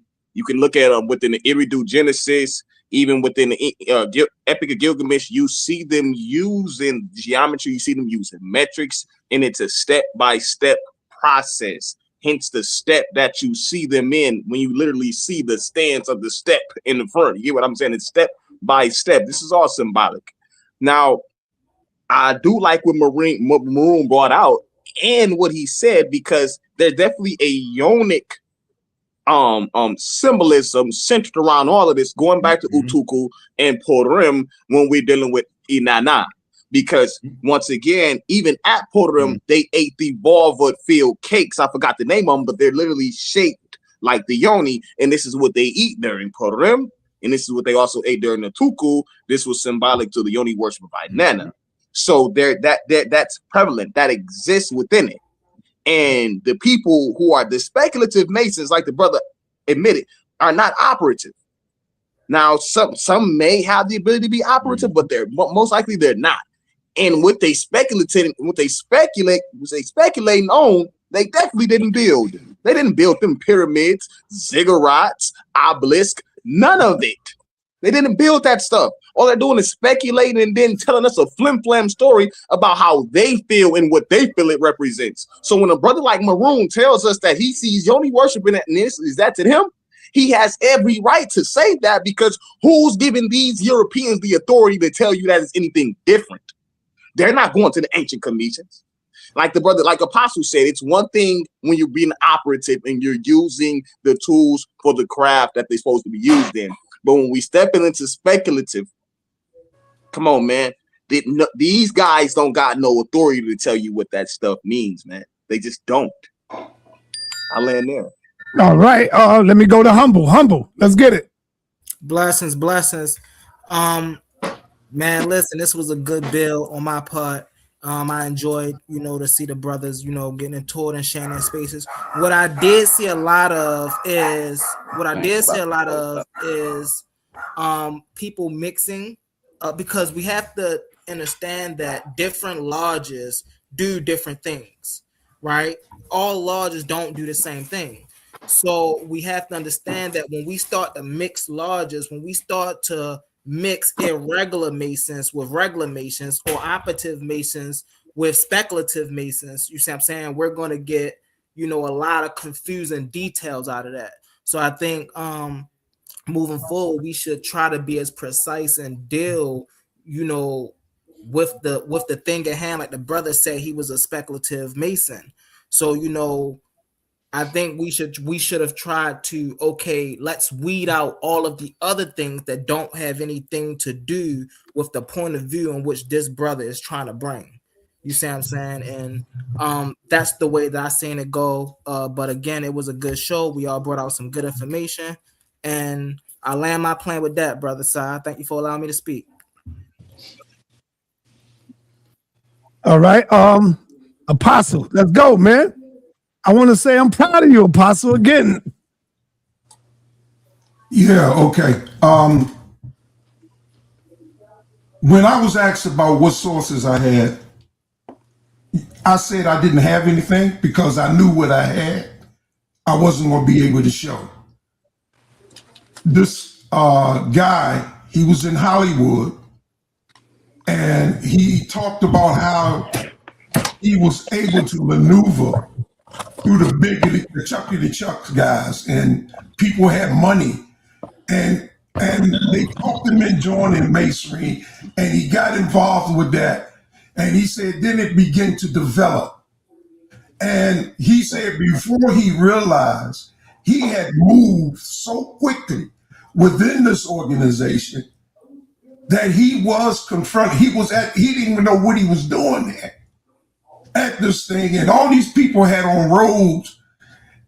And he actually saw a child sacrifice, and it disturbed him so badly that he eventually had to get away. His life was threatened. You should watch the video, and everything about that video would let you know this guy's telling the truth. And he had to come public in order to save his life. If that's not an odd thing. Because if he would have kept it quiet and didn't say nothing, they for sure would have killed him. But now he done got it out. It's out. If they kill him now, it doesn't matter. He done told the truth. There's a thing called guilt by association, regardless of whether you are aware or not. You need to be careful when you make an oath. That's my point. And I say, don't make an oath. I don't care if it's by the God in heaven. I don't make oaths. I don't swear by nothing. So there's a guy in the Bible that swore that he would give the first person walk through his house as a sacrifice to God. And that person was his daughter. But he put his word on it. And God required it. It's in the book. Read it. Be smart. Know what you're involved in. Even as a Hebrew Israelite, even as a Christian for 48 years, as a pastor, I knew exactly what I was involved in. I knew exactly what I was doing. That's all I got to say. All right. So we got the Jay, you closed out already? Jay, did you close out already? Yeah, I did, sir. I did. Okay, Maroon, close us out. All right, I just want to say peace to everybody. And like I said, if you get a chance, look into, because the brother said that basically Luciferianism came around with Aleister Crowley. And it actually goes back to the 1500s with Queen Elizabeth I. So if you ever get a chance, look up the Feria Queen, which is short for Luciferia. So it's just taking the what's the name part off and just look that up and see what you get out of it and see if that's like how you had the Roman imperial code. Did Freemasonry, at least with the Scottish and York Rite, is a British, imperial cult. And the two sides is Queen Elizabeth I and Queen Mary of Scots the other. Peace. All right, peace. All right, Fed Up, you got to close us out because you came in late. Close us out, brother. Yeah, I know. My bad, man. I was in Lodge. Just want to say peace to everybody. Remember, Blue Lodge, Scottish Rite, York Rite, all separate. They don't operate the same. As far as Luciferianism, look up the Leo Taxil hoax. That's where Luciferianism enters into Freemasonry. Just look it up. Sorry I missed the show. Like I said, I got stuff I got to do. We don't take oaths, we take obligations. Look up the difference. Other than that, man, next time you have a show, I'll be on. All right. Thank you, brother. All right. Now here we go. We at the closing remarks of Brother Yara. Let's go, brother. Close us out. Yeah, man. Overall, it was a good panel discussion. I mean, the brother opposite to me, I'm glad he came on, but he didn't tell us absolutely anything, as I knew he wouldn't. Do you want to apologize for anything you did today? What the hell for? You crazy asking me that? What the hell wrong with you, sir? As an Israelite, to your brother? As an Israelite, I should be taking him out and stoning him for all them goddamn lies he told tonight. Oh, man. To say nothing. What the hell is he talking about? What you talking about, nigga? I'm an Israelite for real. So, at the end of the day, man, all I'm gonna say is, bro, is that this exactly went exactly as I knew it would. He was gonna come on here and deflect and deflect and deflect, because as an initiated Freemason, that's what you must do. That's the oath you took. And all this other stuff that we hear, these three renegades. No, that's not where it comes from. We know where this stuff comes from. That's later up, made up fluff that they give them the script so y'all won't have to share and not supposed to share the secrets. And then the last brother Fed Up, as he came on here and said all this Luciferian stuff, that did not come. That didn't begin with the Taxil hoax, right? Because if you actually read the Taxil hoax, he goes off the speech that I just read that came out of, that's actually a part of what you read in Morals and Dogma of Albert Pike's speech. He only quoted the words from Albert Pike. So all of this Taxil hoax stuff is them deflecting again, right?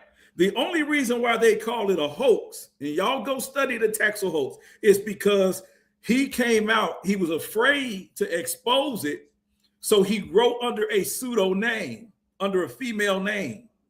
The guy Taxil did. And when they found out that it was him who was actually writing under this pseudo name, then they began to call it a hoax. But that's why I came on his show, Morals and Dogma, page 734, 735, he gets it directly from the same rhetoric that Albert Pike talked about in that book. The hell y'all think y'all talking to? And you, King J, you don't know what you're talking about because your aunt, and I'm not talking about her, she can't share nothing with you, or she's not privy to that information. That's what I'm saying. They'll tell you about riding the goat and all that old type of stuff. They're all the Eastern Stars and these priories and these roads. They'll tell you certain things, but they are not privy to the higher degree information. They are not. I don't care how high they get in the Negro complex. They could be up there, but they're not part of that. If they attribute to that Scottish Rite or Yorkish Rite, they're not privy to those higher level understandings. I have a 160-page slide that I only got through slides tonight. Like, remember I told you, if you're ready, if you want to do it tomorrow, you're welcome. So that's what I'm saying. Like the Bomb Squad brothers, they were on point with a lot of the information what they're saying, because I have a lot of that information in my presentation. Maroon, he was dead spot on when he's talking about the Yoni, because when you talk about Semiracis is ISIS. They're the same.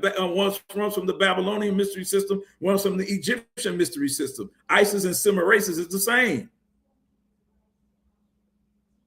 But what they'll tell you, and historians will tell you, that Semiracis was actually a real queen. She was actually a real person. Versus ISIS, all right. No one will say that.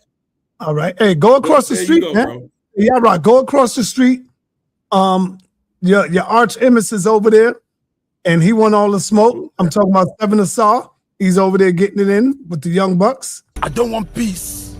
I want problems always. All right, let's go. Bear, close us out. Dr. Reggie, I see you. Dr. Reggie. Close us out, Beard. Oh man, I fell asleep with all this madness and insanity and foolishness that they talking tonight. But I'm glad Elder Yara, well, my bad, Black Sage was able to entertain the Elder Apostle and the rest of his cronies in the chat. I ain't gonna do that, man. Listen, man. Everybody, man, listen. Yeah, you all right, man. You all right. Yeah, yo. You know this is closing, bro. Why? Saab, come on, don't do that, man. All I want to say, before he closes out, I just want to talk real quick. Right? No, he got to close out first, Reggie. I'll let you go in after. I want to hear what Brother Reggie. All right, go ahead. Say what you got to say, Reggie. He said he want to hear what you got. Yeah, go ahead. Okay, wonderful. To both of you, Brother Beard and Brother Fed Up Freemason, I want to, on behalf of others who respect knowledge, I want to thank you both again for appearing on this show. Myself, I have been acquainted with lots of great teachers, living great teachers, right? And it's so many, but I can mention Dr. Clark and Dr. Ben, Dr. Asa Hilliard, Dr. Leonard Jeffries, right? I can mention those. Several of my teachers were Masons. Some of my teachers were Boule, Archon, right? And some of my teachers were very learned women and men. There is something that you might appreciate, because I know that you study lore.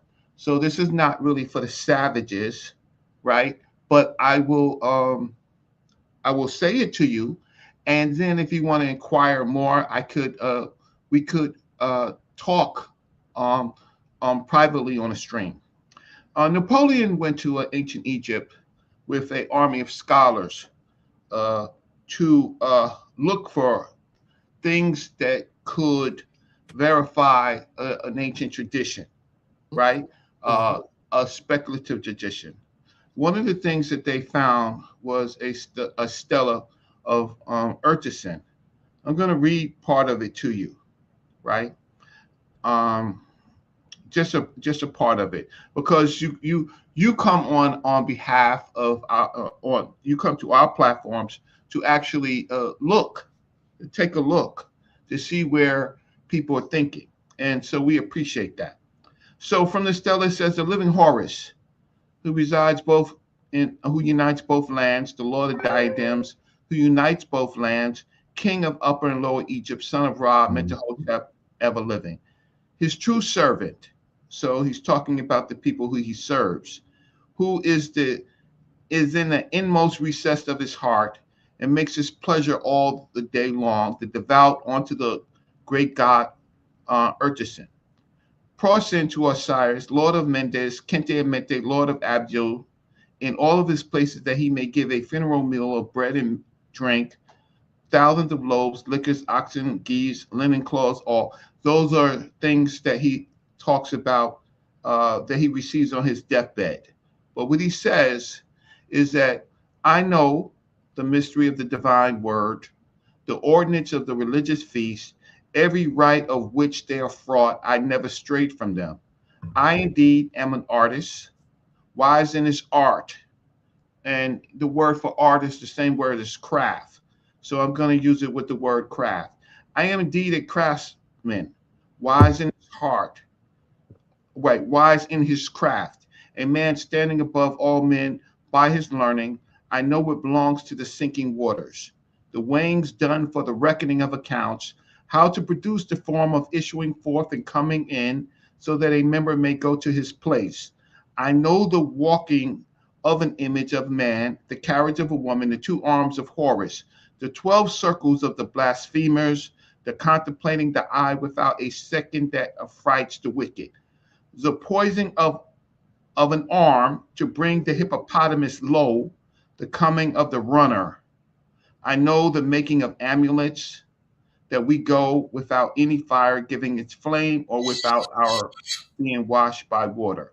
Lo, there is no man excels by it, but I alone and my eldest legitimate son, the netter has decreed to be excellent in it, and have seen the perfections of his hands in his works of chief artists, in every kind of precious stone, from gold and silver, even to ivory and ebony, funeral meal of bread and liquors.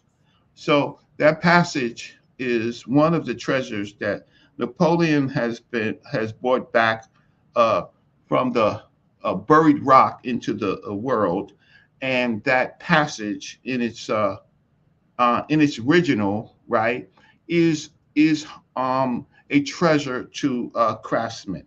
So I wanted to read that to you, and at some other point, if you like, I will show you it on the stela, and I'll read it for you from the rock itself. This is just one of the treasures when the Europeans, particularly the French, were struggling against the British to verify their thinking. You have any thoughts about what I just read? All right, brother, close us out. That was a good speech. No thoughts. I mean, you know what I'm saying? I would love to build with you, you know what I'm saying? Reggie, brother Reggie, you know what I'm saying? I give you my email and my number. I love to talk with you, brother. You know what I'm saying? I love what you do. You want me to give him your number? Yes, sir. Yes, sir. Yes, sir. Yes, sir. Okay. I would love to talk to and build with brother Reggie. All I want to say, man, I ain't finna go back and forth and get into it. All I want to say is that, man, keep everybody in your thoughts, your prayers, your views, and meditations. And don't forget those 5 key components of life. That's love, peace, respect, motivation, and inspiration. And remember, when we come together, may we always meet on a level. Once we in each other's presence, may we always be humble and plumb. And when we leave each other's presence, may we always part on the square. Peace. All right. Peace, brother. Peace. Thank y'all for tuning in. We out of here. And I'm telling you, I'm going across the street. We got the HOK Debate Coliseum rocking right now. And that's where they at. They over there. Asar 7 is on the hot seat over there. And I'm on my way over there. The link is in the chat. Can I say one more thing, Ty? Can I say one more thing, Ty? Go ahead, brother. I just want to shout out my channel, man. If anybody want to come over to the channel and you know, talk and build more and you know, get into anything, man, y'all can reach me. I'm on Bearded Conversation on YouTube. So if anybody in the chat or on the panel want to come over, y'all more than welcome.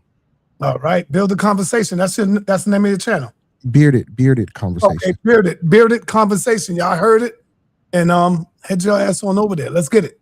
Peace, brother. Thank you. Thank you, sir. Thank you, brother. All right. Thank you, my brother Yara. Thank you, brother Yara. And of course, thank you, my brother Reggie. I'm gonna give you a call, Reggie. I gotta give you a call when I end the show. Yes, sir. All right, peace to you. Peace.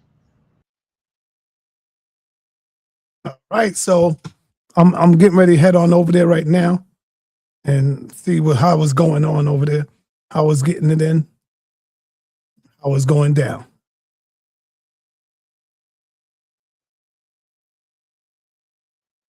The link is in the chat. Let's go.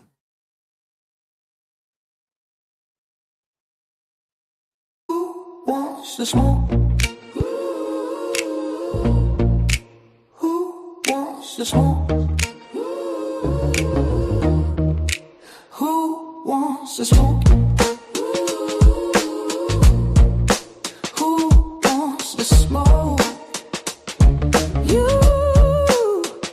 Temperatures going up, the heat is rising, scholars are showing up, audience vibing. We on a mission, competition is the only desire. Whose information will be facing the unmerciful fire? So what's up, stand up, can you walk through hell? So tough, too tough for the weak soft shell. Set the fire, fan the flame, smoke is rising in plumes, while the inexperienced debater starts to choke on the fumes. Bring your science, bring your wisdom, even bring us your religion. If you cannot stand the heat, then please don't come in the Paul's kitchen. It's a session, learn a lesson, fight and overcome your fear. Who will beat the best debates? By the time all the smoke clears, who wants to smoke? Who wants to smoke? Who wants to smoke? Yeah, you go with shaking them up. Whoa.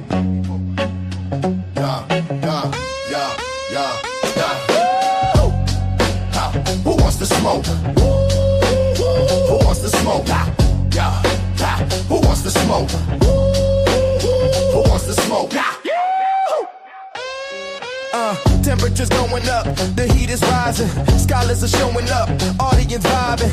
We on a mission, competition is the only desire. Whose information will be facing the unmerciful fire? So what's up, stand up, can you walk through hell? So tough, too tough for the weak soft shell. Set the fire, fan the flame, smoke is rising in plumes, while the inexperienced debater starts to choke.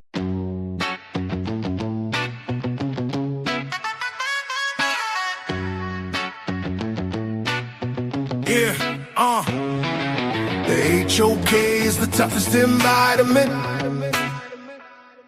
and or at your own risk is the toughest environment. The HOK is the toughest environment. Yeah, stay strong, don't cry. It's the toughest environment. Yeah, no handouts here. You have to earn your respect. And when you do, you make they ass regret. They call it the toughest, and the title is earned from the bridges we crossed and the lessons we learned. In a cool-blooded kingdom, a concrete cage. Muslim, Christian, Israelites step on the stage. I dare you, I dare you, I dare you, I dare you. In a cool-blooded kingdom, Sonata created. HOK, where you can't fake it. The HOK is where you fight back. No room for error, no window attack. It's a masterclass, how you handle the heat. Where the pedigree is written on the concrete streets. Toughest environment, yeah, we know the score. Locked in on debate and asking for more. The HOK is the toughest environment. Enter at your own risk is the toughest environment. The HOK is the toughest environment.